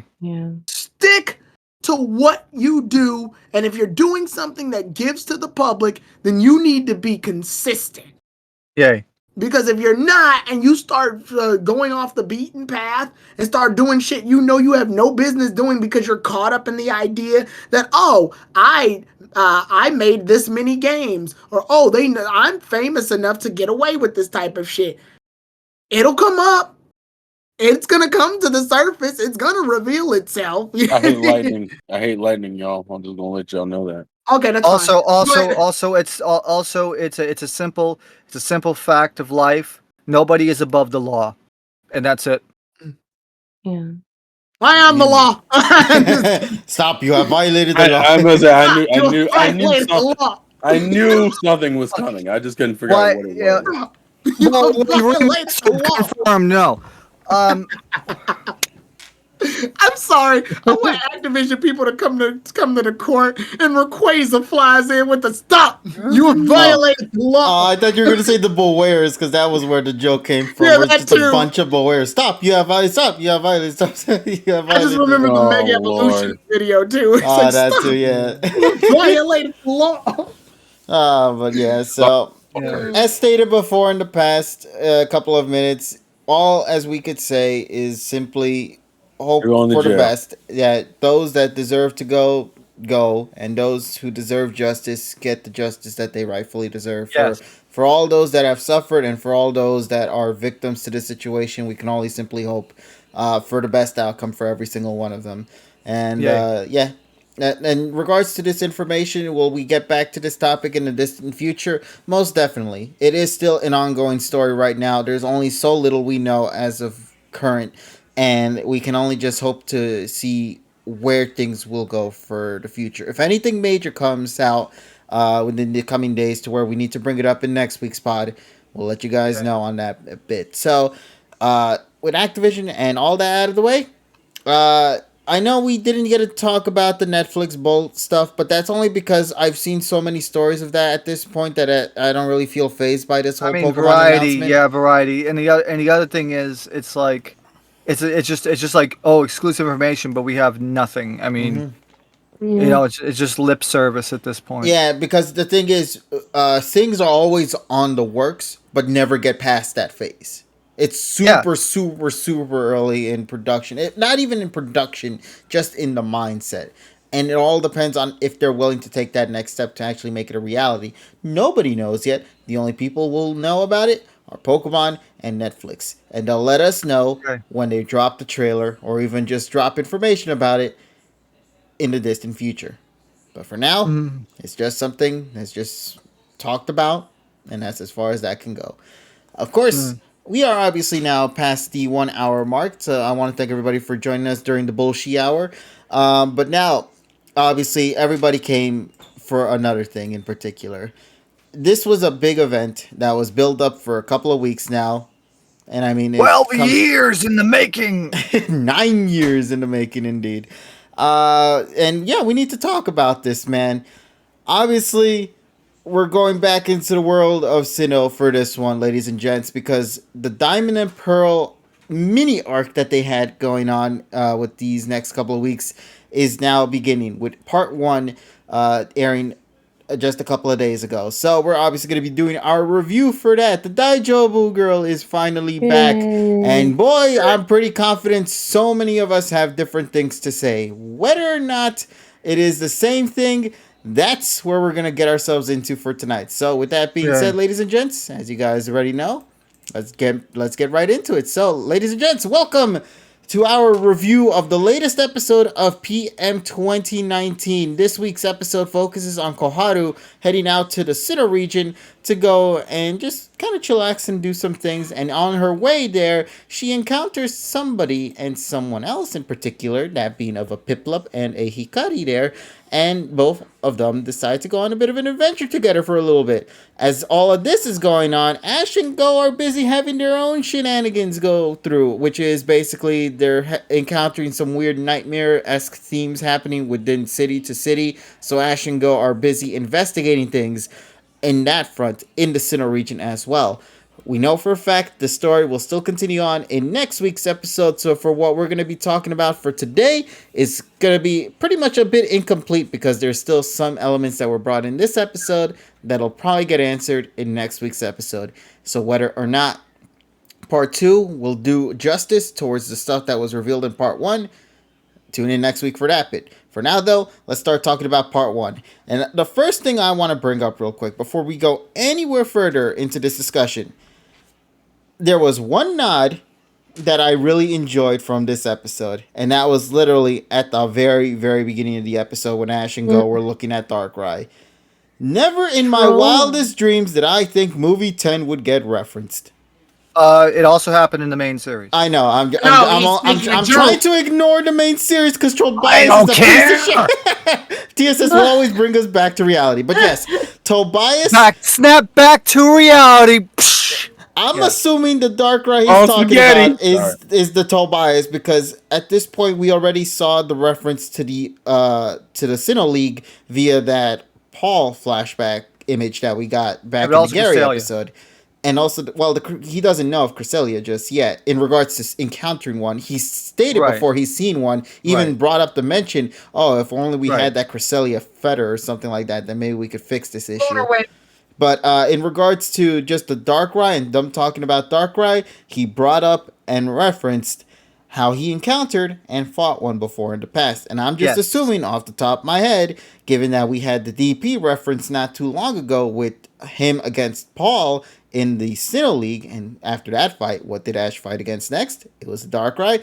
I'm assuming that Ash is referencing Tobias, which I thought I never get to see the day that we'd see him be brought back again in some way, shape, or form, even via a mention. So on that part, I give it a thumbs up. That's a nice little nod to continuity there. Look how little Journeys has to do to turn people's heads. Yeah, no, I'm just saying. Mentioned. It's insane. It's like watching a crack. It's like watching a crack addict go for a little bit of tiny speckle of crack. Oh, they got a little bit of crack. Like God, what attorneys doing to you people? Y'all need to understand something. This man over here, this is my idol. I want to be like him when I grow up. I'm really disappointed by how little it takes for journeys to get people to turn You their guys head. are the two old guys on the Muppets who heckle everyone. That's. Oh no, I'm letting. Listen. I know. Usually, you'd think it'd be TSS, but for Journey specifically. Listen. Tyrone. Everyone wants that Dong Part 3, and I don't know if you're gonna actually give it to him. So if you're not, actually, it's Part 4 because he did the Dawn Part 3 a couple of weeks ago. So listen, we don't talk about that. All right, we're talking about official. If it's not official videos, it don't count. So if we don't get it in a video, I'm gonna let him have it tonight. I want to have it. The pod. It doesn't matter. Yeah. Well, yeah. Keep going. I don't want to interrupt you. Okay, I only just wanted to bring up that nod there. Now, I'm going to pass this on to you guys. I'll share my review sometime a little later as I try to rewatch this episode behind the scenes. Hold on. I'm going to not let you say anything for now, Tyrondo. What order do you want this to go down in? Because I already figured what's going to happen. I'll go number 3. Number 3, Polly, what order? Number 2? I could... You know what? Yeah, Polly, given that you've been away for a bit, why don't we hear your take? Especially because you are the DP stan. I know you've watched every single episode of Diamond and Pearl because I recall you did the video. Totally have. Yeah, of course. Wow, that's some assholes. So, I just want to make sure. Y'all fucked. Yeah. Okay, I am continuing with my DP watch. I finished the first Lyra and Corey episode, so... Which I've seen before. So, you know what? I'm getting there. I have about 50 episodes left. Alrighty. But I do want to hear your take, especially because I think you've been rewatching it recently. Therefore, most of the DP stuff is, still in your memory. Also, TSS needs a friend. Oh my, okay. Well, also because Dawn, I don't know how many people know this, but Dawn and Misty are both equally my 2 top favorite Poke Girls. So I was very, very excited. The first thing I have on my notes is troll bias reference. Okay. Which we saw how that resulted just a couple of minutes ago. Alright, I know you're gonna make fun of me for the whole turning heads thing, but I really did love the callbacks and the parallels between Koharu and Dawn. Especially the part with the full suitcase, the hair thing. Also, I didn't really realize this until the second time I watched the episode, but Koharu and Eevee seeing the sparkling lake, and that was very similar to Dawn and Piplup seeing Lake Verity in their debut episode, so I thought that was pretty cool. I'm kind of just going down the list of things that I liked. I guess I should say overall, I really, really enjoyed the episode, but I agree with, I think, Lemon Coin and someone else was saying that, yeah, it's pretty much a setup for the next episode. At first, I was like, why is there so much Ash and Go in this? But at the same time, I'm kind of glad it was peppered in, because I would have been annoyed if it was, stretched out either in the episode beforehand or afterwards. So I don't really mind as much that Dawn and Ash didn't meet yet, because I think... Also, Zach said this in his review, that it was nice, since Chloe, I'm using them interchangeably, didn't get to meet the Alola gang or Iris. This is the first time that she's really spending some nice one-on-one time with a previous companion. So, I thought that was pretty cool. It is almost like they tricked us into thinking that it would be about Ash and Go, but no. Chloe, for the most part, is the star of this episode. And so I'm just trying to find it here. Oh, yeah. So I think there are also some interesting some interesting differences between Dawn and Chloe. I like the quote where Dawn is saying, "Oh, everyone has to start somewhere." it's funny because I feel like that line would have been a little bit more impactful if, say, somebody like May had been the one to say that, because May started out this novice trainer who didn't really know what she wanted. Well, she just wanted to travel. Obviously, she didn't really want to have anything to do with Pokemon. So I think she had a little bit more in common. Has a little bit more in common with Chloe, but I think that says a lot for Dawn's development too. I my only criticism is that I felt like it was slightly out of character for Dawn to be so lax and like playing in the flowers and stuff like that. And I think they were just these are the Journeys writers kind of exaggerating it to a point that, like, oh well, Dawn used to be a little bit more, let's say, uptight or nervous, especially before contests and like not really sure what she was doing. And now it's like she's like spending so much time playing around and stuff that it almost seems like she doesn't care, just to show like a giant exaggerated contrast to Koharu, who's more rigid type, and if you By get the what I'm books, I saying. guess. Yeah. So but I feel like that's not really Dawn though. Like Dawn still gets unsure of herself, and I don't know. I guess that's the one thing I was kind of like, it was just, and along with all the Daijobus and stuff, like it felt, I don't want to say like silly, but a little bit. Because like it's like when May came back, like we saw so much difference in her, and like we even got like the flashbacks of like how the EV evolved into Glaceon, and like what was going on with the rivals. And I get like, oh, Dawn was like, oh, I've traveled with friends before, but I guess we didn't really get too much into that. But anyway, with other things that I like, I love the Sakuragi Lab nightmare scene.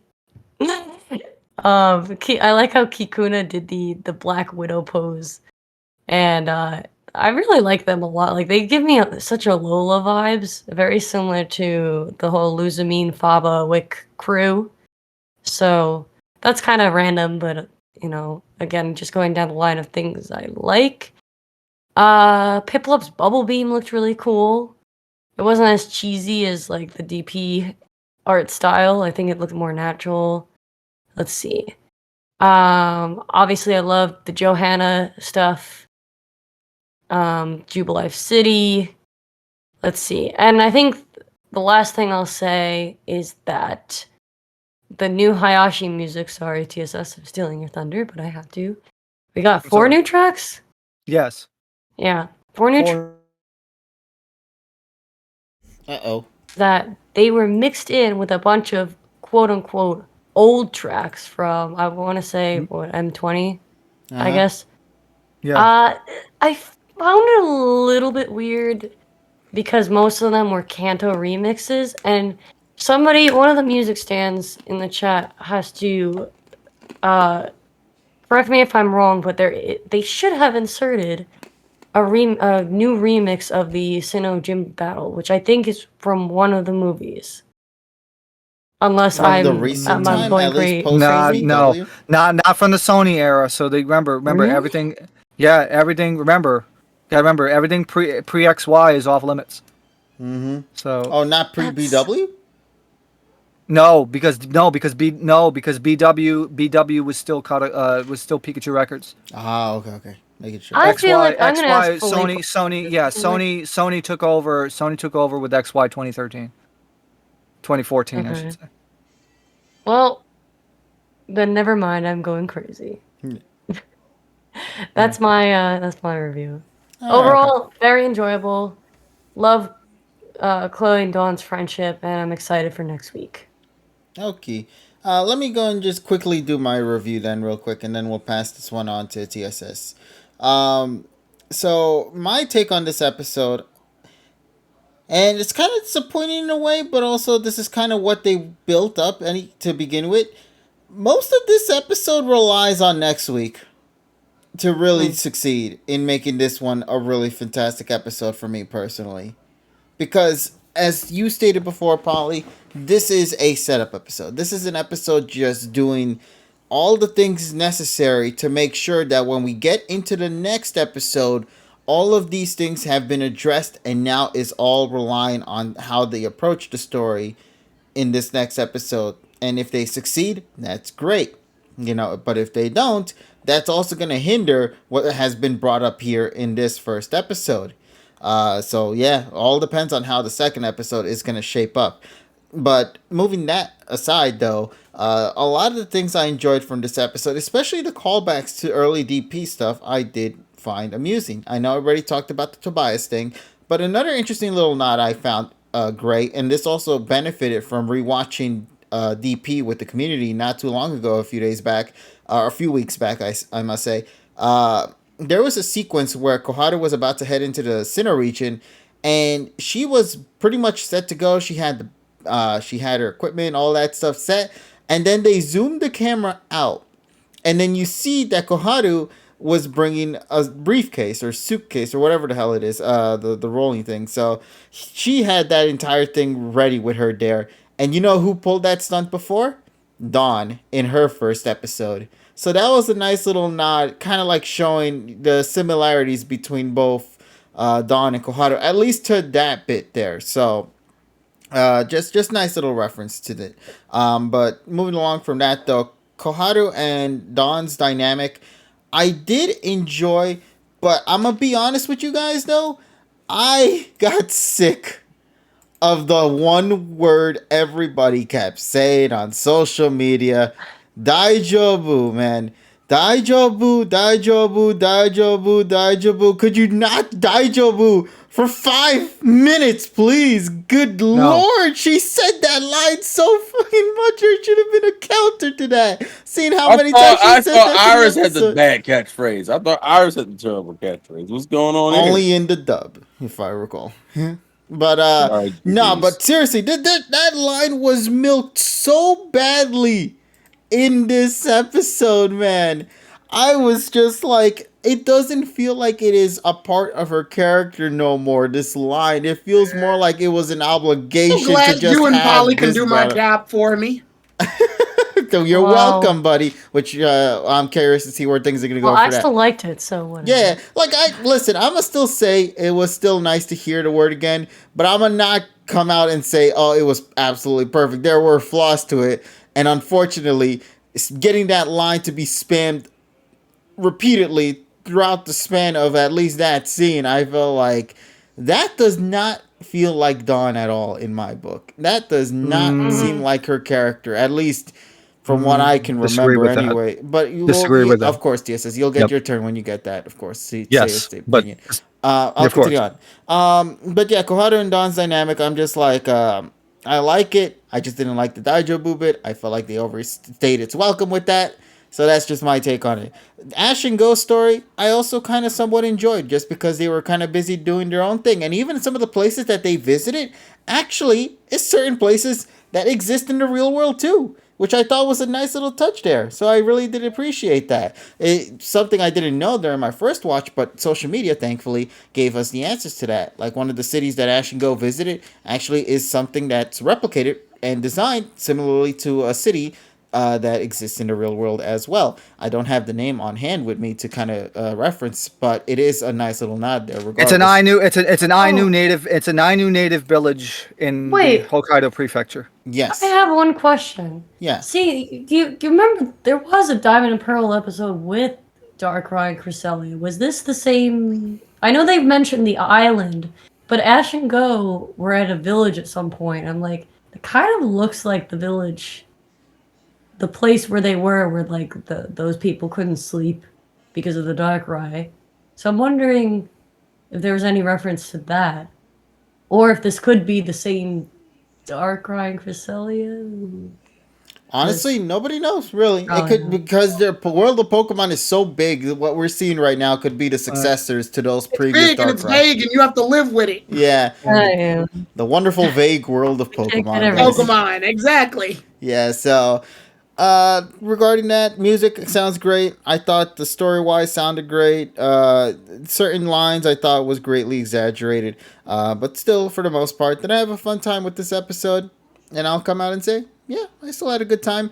Unfortunately, that thought about how the second episode kind of still lingers in my mind because there's a lot of things I was expecting this episode to address that now I learned is going to be in next week's episode. For example, that sequence where Dawn was in her costume design for the contest. That's not present in this episode. So where is that going to be in? Next week's episode. And next week's episode already is kind of filled to the brim, don't you think? We have Matori, we have the whole Team Rocket subplot, we have the Darkrai introduction, the Cresselia introduction, Ash and Dawn reuniting with each other, the battle that's probably going to go down in that, and then the contest sequence in itself. And all the little things that they're probably going to sprinkle in aside from that. They have to try to figure out how to address all of that in 20 minutes if we're to discount the opening and ending time. So This is why I wish they would make. And now this is the big issue I was gonna say. Man, it hurts to say this because I keep saying every single time, man, I wish this thing had been 2 episodes for a returning companion. Now, goddamn, I wish this was a 3 episode kind of thing. And it sucks to say that because it's like, I feel like, once again, this is a situation, and this is only just coming out of speculation. This isn't coming out of a proper answer right now because we have yet to see the second episode. So for all we know, the second episode could actually fix all the issues I'm saying. But as of right now, where things stand, I feel like they're biting off more than they can chew. And unfortunately, I think the thing that's going to suffer the most are the interactions between Ash and Dawn in next week's episode. Because I only believe, in my opinion, the only one big thing we're going to get from those two is going to be the high touch. That's it. The big, big moment that everyone's going to want to see again. Sounds like y'all putting stuff in a wait and see pile for something that you're waiting for, which is a reference to something else that happened in a whole nother show. I'm not expecting anything. So In nothing. Fact, So one thing I'm looking forward to is the Matori stuff. So you're not looking for anything journeys wise. You're looking for Diamond and Pearl shit. Yeah, because isn't that what this whole reference-wise No, thing is? this show is called fucking Journeys.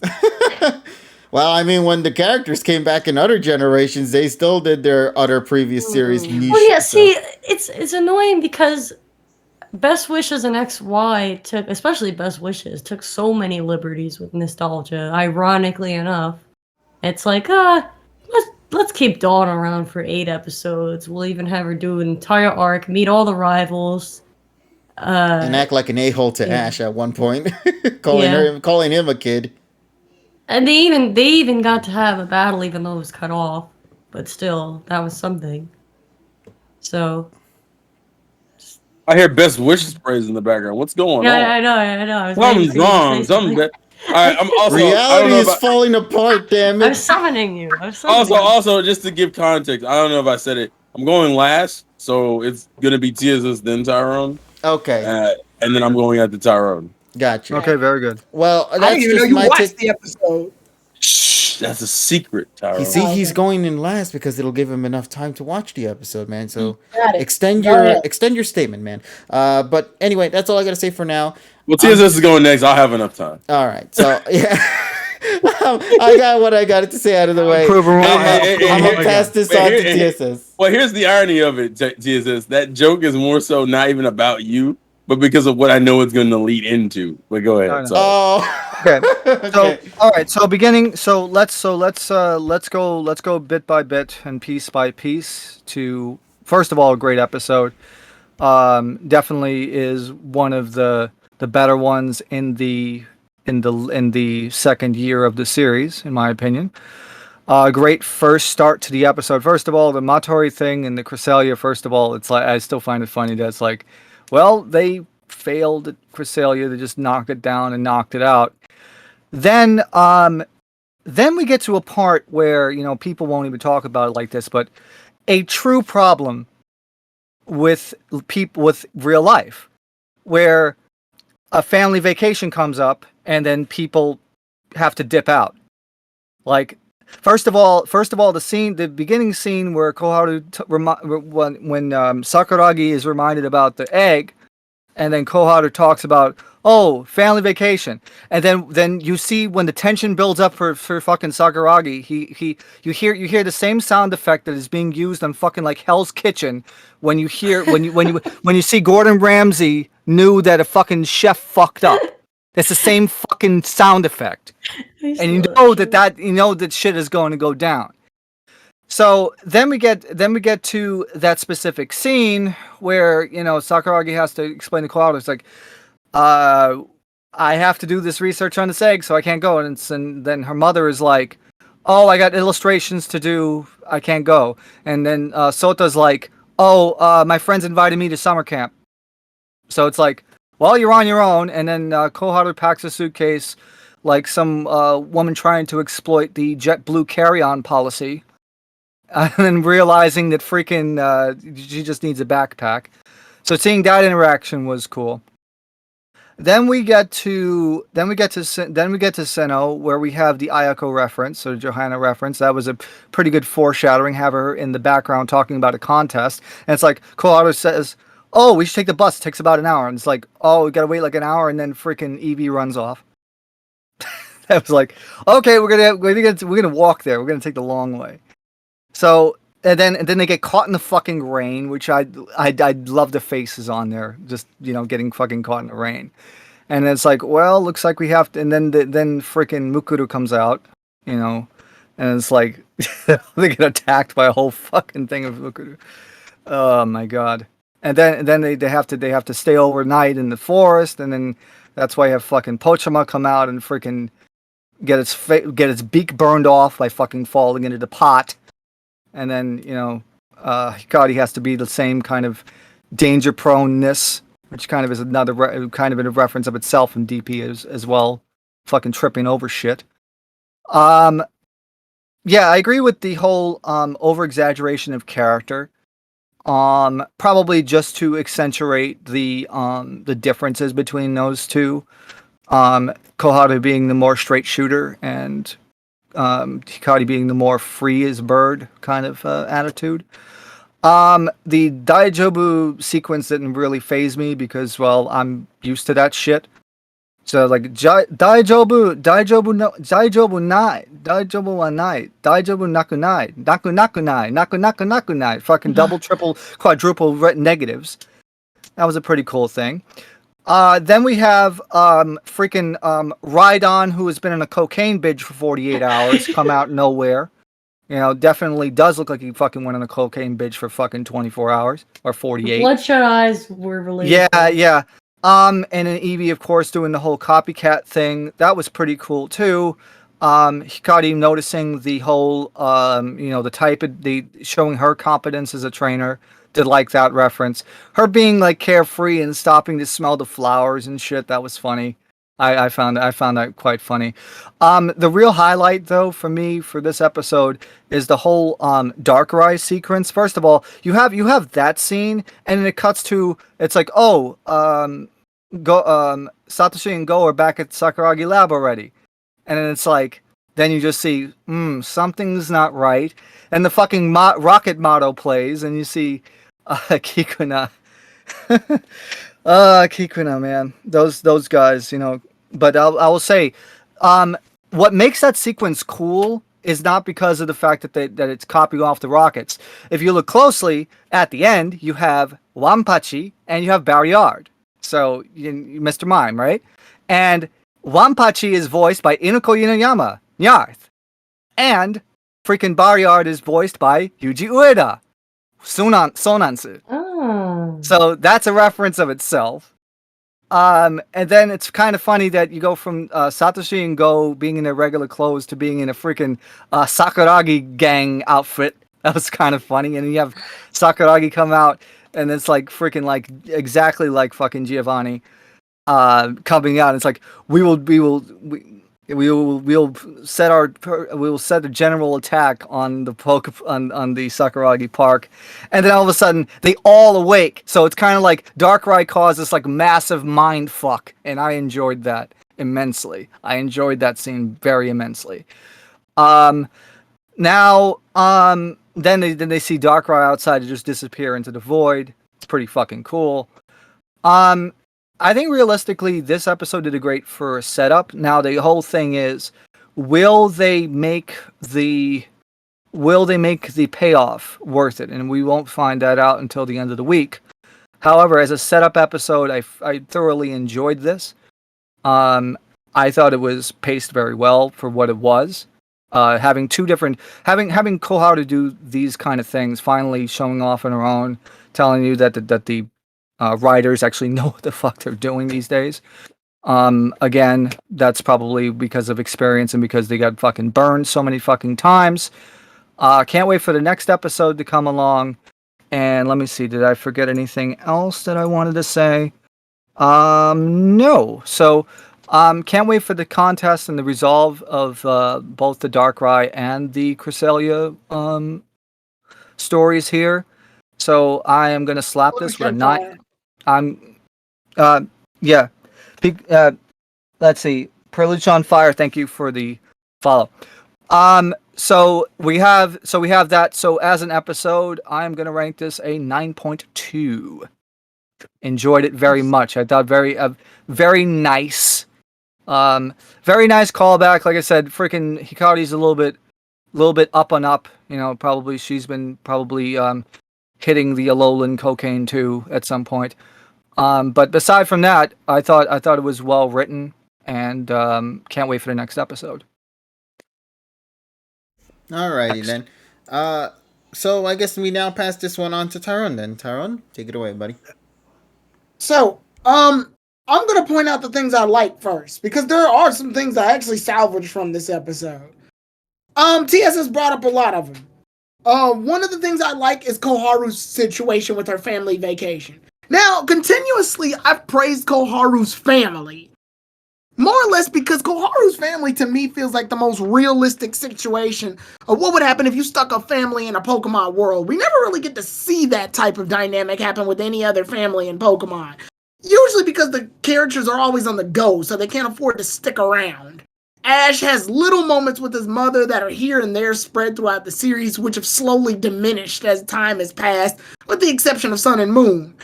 And then, I know May had a brief moment with her family, but it sort of dies. Brock's family is unrealistically a joke. But the worst parents award. Yeah, because Brock's family is relying on pure absurdities to happen. So then you got all these families. I think Koharu's family is the most well-rounded in terms of how an actual family would work in the world of Pokemon.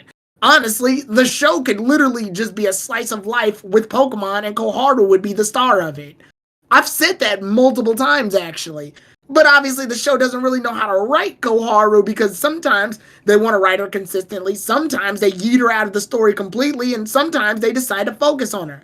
This, oddly, is one of the moments where they actually do it right. The idea that Koharu's supposed to go on a family vacation, which is really ironic because usually the teenage girl is the least excited about going on a vacation with her family of all people. But I like the idea that it's flopped, and I like the idea that everybody else is pretty much bailing. It almost seems like they're making excuses for it. I gotta watch over an egg. I got this illustration thing to do, by the way. The brother just doesn't give a shit. It all is a very realistic and humanistic way to come at going on a family trip. Going out of your way to have to travel with everybody, with the people that you kind of are forced to be with. I like the episode in that sense, and Koharu's so upset by it. But to appease her, they let her go on her own, which obviously reaches the realm of unbelievability, because normal families wouldn't let their child go off to a whole nother area by themselves. But because it's the world of Pokemon, it just comes off like a little girl going on a journey, and that's exactly how they present it. They present it as if Koharu's starting off a journey. Realistically, if this were a traditional Pokemon series, this would be the starting episode of Koharu starting off as a Pokemon trainer. This is exactly how it would start off. Which begs the question, why didn't they just do this? But we're 70-something episodes in now, so it's too late for me to complain about that. So, when we move on, obviously, Ash and Go started going to the Sinnoh region first on a completely different context. They're doing work, and I love this. I like the idea that I love when a cast is split, but meet in very, convenient ways. Koharu's here to enjoy herself. Ash and Go are here on a mission. So it's only natural that the two are going to meet up. It's just in what context. And obviously that's for the next episode. And unfortunately that leads to one of the downsides, but I'm talking about good stuff right now. So another thing I do like is the idea of, I do like the nightmare sequence with Sakuragi's gang. Reason I like this is because a nightmare is supposed to be like in real life, a nightmare is supposed to be something we perceive as reality, but then when we wake up, we realize it was all a dream.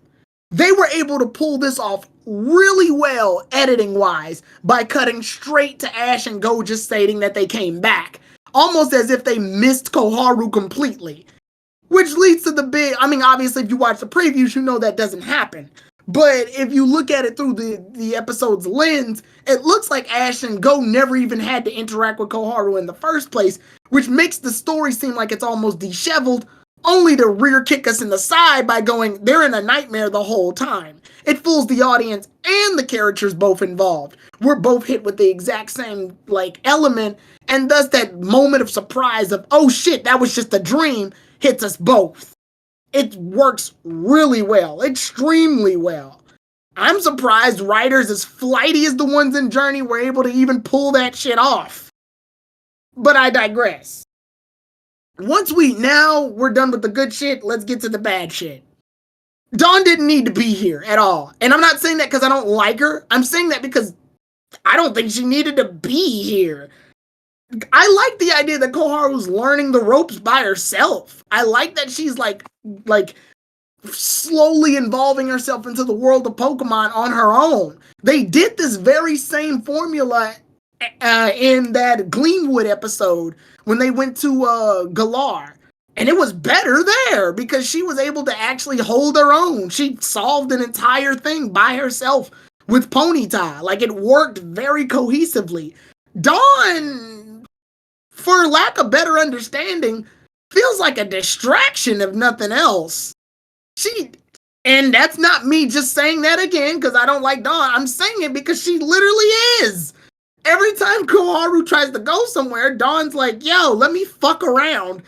And honestly, and I'm going to say this now, and it's weird, I feel bad for Dawn in this episode. Like, really bad. This is Dawn after how many years? And she even goes as far as to say, I traveled through all these other regions and did contests in all these. Yet you feel exactly the same as when you were introduced. Hell, I might argue that you feel regressed as a character from when you were introduced. At least when she was in the Diamond and Pearl series, be it the little development I saw development with Dawn from towards the end of the series. Here, it feels like we're dealing with almost a new Dawn. A new Dawn, but with the same goddamn, outfit. It feels like we're dealing with a character who's the shell of Dawn. Like, here's the idea of what Dawn is, remember? But they didn't quite nail it. Because this is supposed to be a post-Diamond and Pearl and post-Unova region, post-other region Dawn. Yet she feels like the exact same Dawn from her debut. Yeah, you got it. That's how I feel. And yep, and I noticed it just right off the gate. I'm like, this is Dawn. Hell, she gets owned up by Koharu. Koharu's more competent in a Pokemon battle than her at this point. Eevee is able to put up a better fight against Rhyhorn than Piplup is, for Christ's sakes. This is the Dawn that traveled through multiple regions. This is the Dawn. Journey's just pulled another Journey again, as far as I'm concerned, where they bring back a character that was gone hellas ago and whoop their asses. They did it with Infernape. They did it with Karina. They did it with Chuck, where he literally was just there. You can even agree to Iris. Yeah, they did it to Iris. She got smacked by a Dragonite that was 3 weeks old. But, this is the Dawn that I feel bad, genuinely bad about this. Because this is supposed to be a Dawn that's matured. But from outfit wise to personality wise to Pokemon skill wise, she's almost the exact same. The only things I saw that were of minor growth was when Koharu freaks out about her bedhead, only so that Piplup can use the bubble beam thing again. And I'm just like, I mean, Koharu's dealt with bedhead before. How is this any different? Like, I get it. It feels like they went out of their way to throw out as many Dawn references as physically possible. Keep having her say Daijoubu. Piplup thing with the hair. Do the suitcase thing that Dawn did. Do this because Dawn did it. Have her go to Lake Acuity like Dawn did. Dawn did it. Remember? You remember? Remember? Dawn? I think what also, not to interrupt, but No, you go mentioned ahead. the whole thing where she's talking about her contest. So she specifically doesn't mention Kanto. I don't know if that was done on purpose or not. Yeah. But it's like we even get at least we know Iris is a champion. And we even got flashbacks or like her. And you can even see like Iris being competent when it comes to calming Dragonite down. Yeah. But we don't know like why is Dawn traveling through the woods? Why is she competing in Sinnoh contests again? Like, is this a special contest? I have a theory for that, but I'll let Tyrone finish. I have one too. It's called Brilliant Diamond and Shining Pearl are coming out. Oh no, my theory is this: they're hiding her grand reveal when she actually shows up, and because see, they're not saying she's partaking like in a contest, like as in to get a ribbon. They're just saying she's partaking in a contest. Maybe she could be the starter, like she could be the one that initiates the contest. Like she's like, I don't know how you call it in those kind of like tournaments, the ones that like the beginning act basically. The MC. Yeah, but then you run into the same issue that we've run into before, the wait and see effect with Journeys.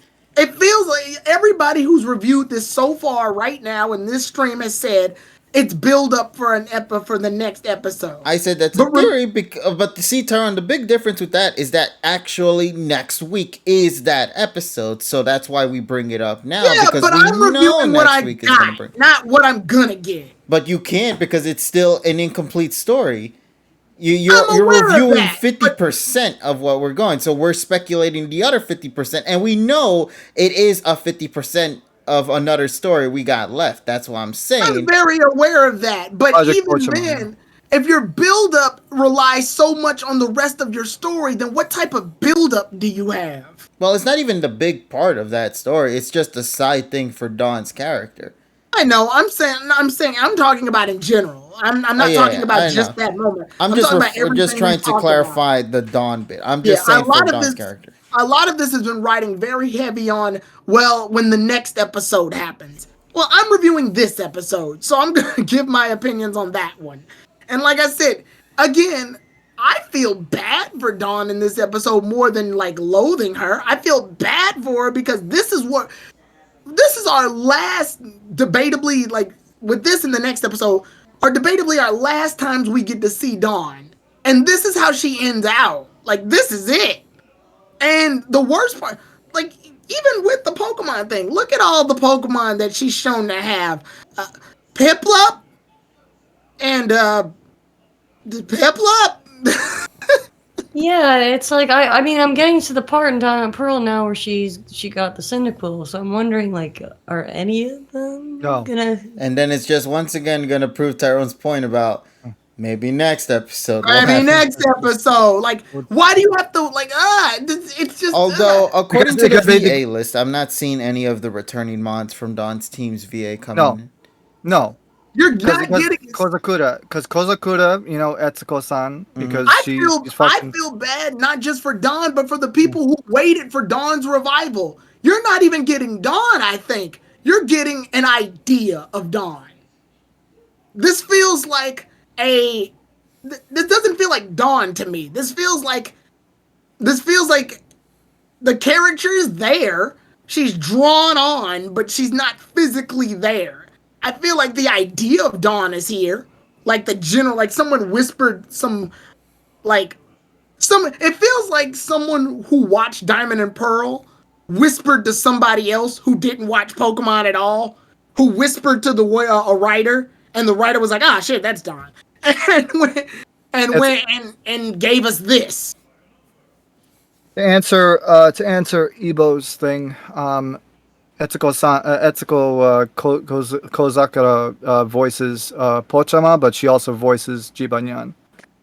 Now, if I were to dissect Dawn's character in the confines of this series alone, and not even her history, one thing I did like was the back and forth she had with Koharu in terms of staying focused versus getting distracted. Only reason I liked that was because they haphazardly threw it off on their Pokemon as responsibilities rather than own up and face themselves. Dawn goes off to say, "We had a lot of fun, didn't we, Piplup?" And she's like, "Well, we could have got here earlier and slept in an actual bed, couldn't we have, Eevee?" I like that. That's funny. That's actually funny. But unfortunately it doesn't go anywhere. So like it literally is there and then leaves. But yeah, I'm sorry. I'm sorry. I really feel like this could have just been a nightmare/dream arc that involves Koharu, Go, and Ash in it. Dawn feels like a means to an end here. She's here because it's called Sinnoh, and it's the most uncomfortable fit. At least Iris got a better transition. She invited Ash to battle her in the Pokemon World Championships. So that leads into the actual plot that's happening. Dawn's here because which is the exact reason that she showed up in Best Wishes. Actually, no, because at least in Best Wishes, there was the help of Cynthia. There was another character that kind of helped bring her there. Here, it's just sort of, why is she in the forest? The whole Mammoth Swine and Dragonite thing too, I guess. I think I'm low key surprised at the amount of Best Wishes low key. I know. Well, that's because unfortunately even Best Wishes did a better job of it. You could have just stopped there. You couldn't help yourself, could you? Just remember, it's only second place to last, according to the community. Holly brought it up. What did you do? Wait, what's last? What do you think? Well, I don't. I know. I want to know. I want you to say it. I love that arc. Holly brought it up. At least Best Wishes gave her 8 episodes. Yeah, which to me was a little bit too much considering, but I understood it fit in with the arc. And it would have been kind of weird if she left mid-arc, but I'm not saying it definitely wasn't perfect. I mean, some episodes it's fine. It's just she's just it there. overstayed its welcome. I wouldn't say 8 episodes, man. I'm dreading this because I know that the Nightmare arc has to share its place with Dawn in a contest. And the Matori and the Ash and Dawn. Almost like it's like the Gary episode where people thought where I was like, that shit's probably gonna be messy as hell because you're combining Gary and Freneb and a goddamn returning ones. Yeah, and I'm just like, yep, something suffered, so wouldn't surprise me. That's what I'm saying. I think the thing next week is gonna suffer the most are the Ash and Dawn interactions. I think that's gonna be the very minimal thing. I very much wish this was just a Koharu going on vacation situation and just happened to meet up with Ash and Go in the thick of chaos. I think that would have been way better. Koharu ends up meeting up with Cresselia, and then they have their adventure, which eventually drags into Ash and Go's conflict with Darkrai. I very much feel like that would have been a lot better use of a plot, but Dawn's here, and that throws a monkey wrench into the entire thing because now it has to play Nostalgia Train on top of an already established plot that could have been a nice little just Team Rocket arc that Ash, Koharu, and Go have to deal with while in Sinnoh. But now we gotta push an agenda, and now the entire arc suffers because of it. Also, nice little tidbit, and I'm surprised TSS didn't point it out. I like the episode's name, the Midsummer Night Dream. It's a reference to a play called Midsummer Night Dream. It's where people end up falling in love with all the wrong people. It's pretty funny. I love it. But does the other episode title have another kind of like? It's a Midsummer's Night, which is technically kind of like the sequel. Ah, okay. So there is a bunch of references there. That's nice. Yeah. Okay. But overall, as an episode, I'm gonna do that thing you guys do where you give it 2 scores based on the fact that it's Journeys. As a Journeys episode, it's like a 5 to me. As a Pokemon episode, it's like a 6 to me. So not even that much of a change, but 1 point. God Barely damn. even passing, man. I do have to ask though. It's got good ideas. Is that opinion you have also because of what's gonna be coming next week? Will your score affect in any way, shape, or form with whatever happens in the next episode? I am open to changing my score from this episode if the next episode does anything that's worth it. But my main focus in the next episode is going to be the plot against Team Rocket and the Cresselia and Darkrai stuff. Because that's what they were focused on. Like, that's what the entire, that's what it looks like the entire series is focused on right now, is that conflict. The buildup was here, but most of it was, hey, we got to introduce Koharu to Sinnoh, and we got to introduce Dawn to Koharu. That's where the main focus was. Ash and Go, their whole situation was for gags almost. They could have showed up at any time, or hell, they could have even done an implied they were already there to begin with situation. They didn't even need to actually like straight up go and get the synopsis from Sakuragi. Literally, the episode could have started with Koharu with her family, and Sakuragi could have been like, oh, Ash and Go are in Sinnoh already. Like, I see no reason why they couldn't have started the episode like that. But then we wouldn't get our fucking Tobias reference, so I guess not. Also, I mean, before we hand this off, just another note. After this episode, the anime will take a week off Okay. because of the Olympics. Yes. But yeah, with that being said, I think we got to give it to Terrell now. Yep. Yes, Terrell, please. You only got 2 minutes. Let's get it. But no, That's actually probably too much. No, time don't for me. worry, man. No, it really is. So here's the good news. What? The good news is that there will be no arguing with TSS this week. Primarily because I have decided to take the stance of a simple thing called I'm reviewing them as a twofer. So I'm gonna wait until next week before I actually give any thoughts whatsoever. Okay. So are the events that are happening in this episode, you're really gonna just wait to see how it resolves? Yeah, I'm not saying it. I'm not gonna say anything about it until next week. Okay. Because there are words that can be said, but I wanna, since the rest of you actually gave like legit reviews that people are entertained, and then I'm gonna review it as a whole without people knowing my inherent thoughts. Like I made asides. Now, That's about it. Yeah.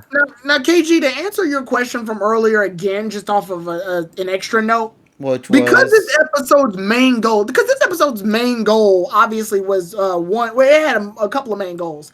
One was set up, and two, it was to show us Dawn again. That's the entire appeal. The entire, literally, from advertisements to the community to the episode itself, everything was supposed to be targeted towards, look, it's Dawn again. Mm-hmm. So most of my review is based around that. It's based mostly on what I'm given in terms of what the episode wanted to give us, which is Koharu's journey and Dawn. Those are the primary focuses. So even if you took away the second episode that's gonna happen next week, my opinions on it kind of still stand, because this is Dawn's reintroduction into the series. So that doesn't change no matter what happened. This is how she's introduced. And probably how Journey. she's ending. And obviously, like, so this is her, I would say, first impression. I know that doesn't make any goddamn sense, but Third first impression. third first impression. Thank you, TSS. That actually makes less sense, but yes, you're right. Yeah, because remember, it's like canon, reboot, and oops, I spilled my cereal all over the floor and I can't know what the fuck it is. If the goal was to give us Dawn, I'm not impressed. And I don't even like I've already stated that Dawn is my least favorite character, but what you've given me is a worse version of what I didn't like in the first place. If anything, it made me praise the original Dawn better. On to go back to our Dawn debate from 3 years ago. Because this is the Dawn you've given me now. Maybe 2 years ago. And honestly, it's worse. I'm sorry. This to me, this is a regression of her character. This is a regressed version of Dawn. A watered down version, if you will. I do like her design, though. care about the nostalgia as much as I just want to know what she's doing. And from what we Oh. see, not a goddamn thing. Oh, look who it is. Happy birthday to you. Dick. Happy Birthday to you. Happy birthday, dear Richie. That is You probably the want, most common. Richie, you wanted some attention. I know what it was. Happy birthday to you. How old are you, Richie? Tell the people how old you are. Kobe Bryant, baby. No, Kobe No. Bryant is number 8. I don't give a fuck. 24. 24. 24. Kobe Bryant is number 8. All right, we're not doing this. all Recently, right? he's 24. I'll leave it at that. The point is that he's 24. I went from Man, LeBron I to remember. Kobe. There you go. Man, I remember when Richie used to be like 16. I remember when I and was shit. 24. I remember I was 24. That was I remember too. Yeah, that was Back that far. that was about Eat a dick. Shut up, Tyrone. You're younger than both me and Tia. That was about 8 months. That was about 8 months after. Let's see. Yeah, about 8 months after I saw Puffy Amiyumi for the first time. Oh shit! I missed that cartoon anime. I actually like that cartoon. I'm sad that was like. Because Tia says you got me by like what, 2 years or 3 years. Someone said don't mention LeBron. I don't want to remember Space Jam 2. No, Oh, God. no. The only good said thing that Kobe. the only good thing that came out of that movie was when freaking you have LeBron and freaking Bugs Bunny doing the freaking Big Chungus and then the freaking Velvet Room. That was not music comes good. on. That was not a good thing in that movie. Okay. But that's the only good thing to come out of it. Yeah, no, because Chungus. The thing is, Chungus. The thing is that Chungus would exist regardless of the movie. Yes. Mhm. That's why I say I don't give the movie doesn't get that from me. All right. Yeah, but the only Also, good thing check to come of it out was me, Tyrone, and Kiji's review of it on the YouTube channel. Hey, Kevin, I need Shameless your login plug. credentials. My what? There's no way Wow. for me to watch it. the plug your shit, right? Plug your shit, man. Because I'm passing it to everybody now. My passwords Look, and things. I I'm got- gonna have to pass it to you too, buddy. Yeah, I got Paramount from Terrell, and now I can. What can I get from you is my question. That's my question. What do you think? My endless love and support. Man. No, she has to. She would have to go to Robbinsville, New Jersey, and send every fucking pie from every good place down there and What a fucking wonderful FedEx. day for Alright. pie. FedEx Custom Critical $30,000. Also, I'm gonna just say a phrase that's custom down here in the South. Oh, I Fuck thought of these something I hoes. could give you. What? No. What can- What? What can No, you I give just me? thought. But it has to do with an anime you like. But anyway.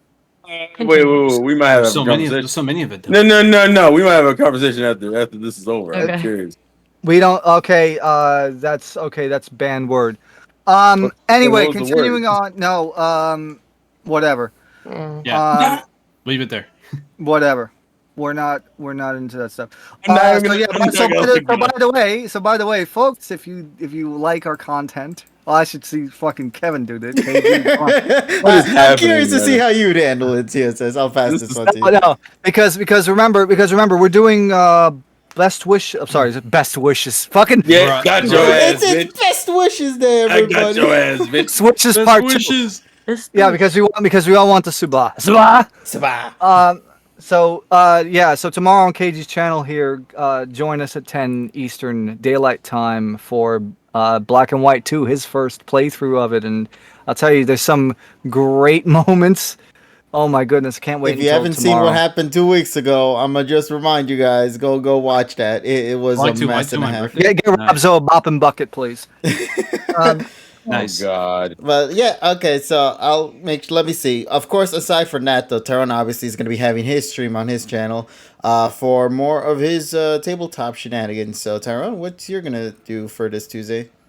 We're gonna do something different. We're gonna play another card game that I played but never really mentioned a lot with you guys, and that's Magic: The Gathering. So we're gonna be playing Magic: The Gathering fun. Arena. Ooh, classic.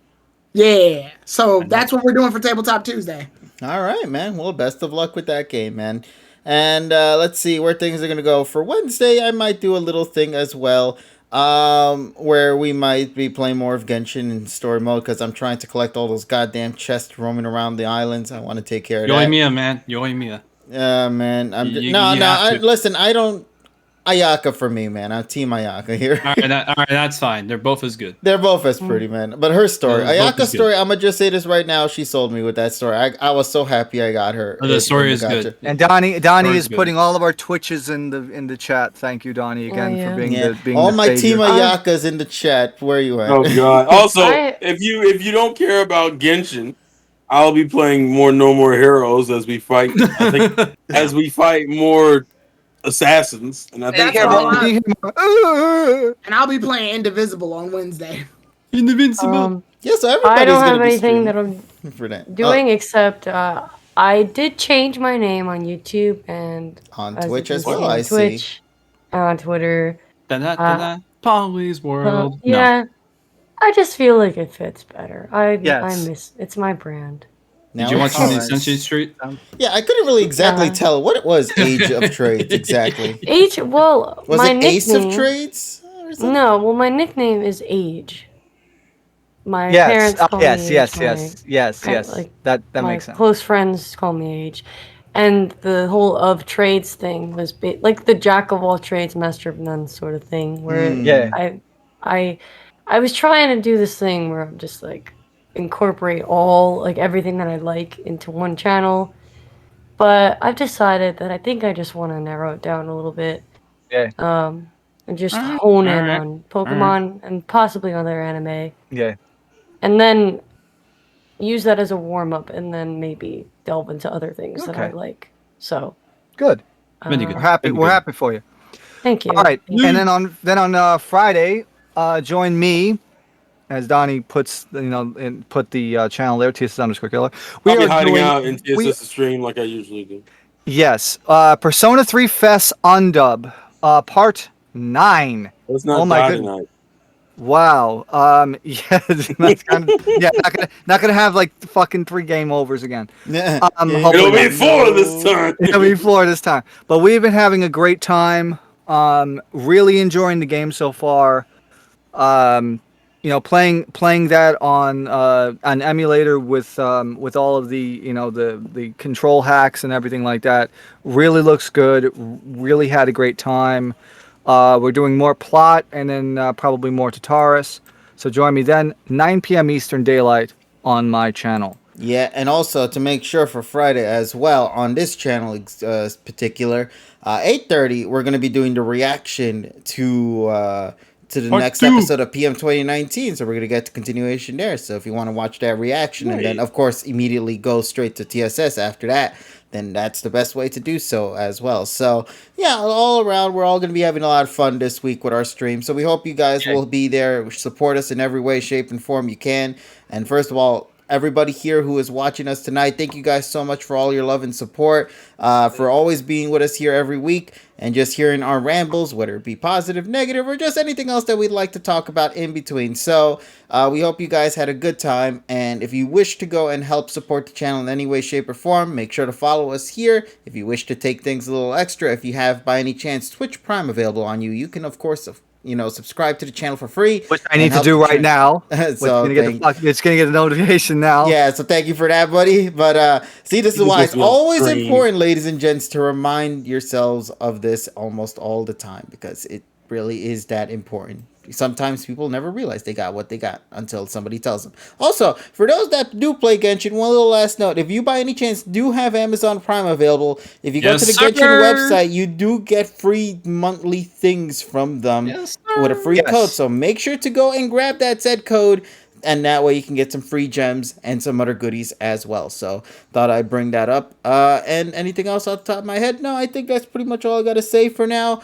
It's been a fun time this week. We hope you guys had a good overall fun stream. And yeah, we'll talk with all of you guys in the next session. Will things turn out for the better in the Dawn arc? Yeah. Wait a minute. This is your community. This is your community goal. That's it. I'm donating all my savings. You can only donate up to 2,000, buddy. That's the con of this whole situation. You gotta play the long game on that. Yeah, you gotta come to these streams every single day to donate more points. Otherwise, that shit's not gonna get any higher. I'll do it. I do it. know. I don't I care. know all of you guys And have thank you, infinite and thank you guys, points. and thank you guys for the new follows. Thank you for the new folks tuning in tonight. Hope you enjoyed yourselves. Yeah, I see here name Lizzle, Dino, Peluche, Peluche on fire. I swear I've heard that name Peluche before, if I can remember off the top of my head. Peluche, Peluche, Peluche. Why does that There you sound go, folks. familiar? Yeah. Make sure to donate if you haven't yet. If you want to see that happen on stream, I'm pretty sure it'll still happen. But regardless, make sure to donate. So And anything maybe else? the high, maybe the higher rank will be DoorDash tacos. Peluche is a peluche. Ah, okay, good. Thank you for that. Yeah, peluche. I swear I've heard that before. Isn't that supposed to be like teddy stuffed toy kind of thing? Huh? Or is that just juguete? Well, point of the matter is I've heard that saying somewhere before. The Doritos Locos. It'll be a Doritos. Man. We don't want I mean here's the thing though, we don't want KG to have to count bathroom tiles, so maybe Welcome to my first and my last taco stream. Oh god. Today we're trying out the Isn't Sprite that I bean visualized him guava. just sitting there and like saying 1, 2, 3. 1, 2, 3. 5. It's guaranteed.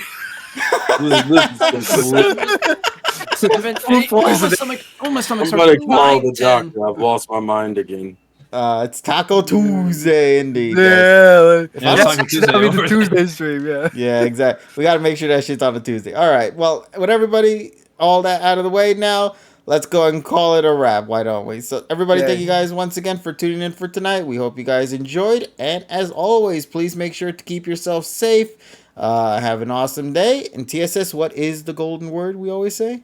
Wash your fucking hands. Good night. All right. Thank you. Wash your Daijoubu, motherfucking Daijoubu. hands. All right, everybody. See ya. Woo!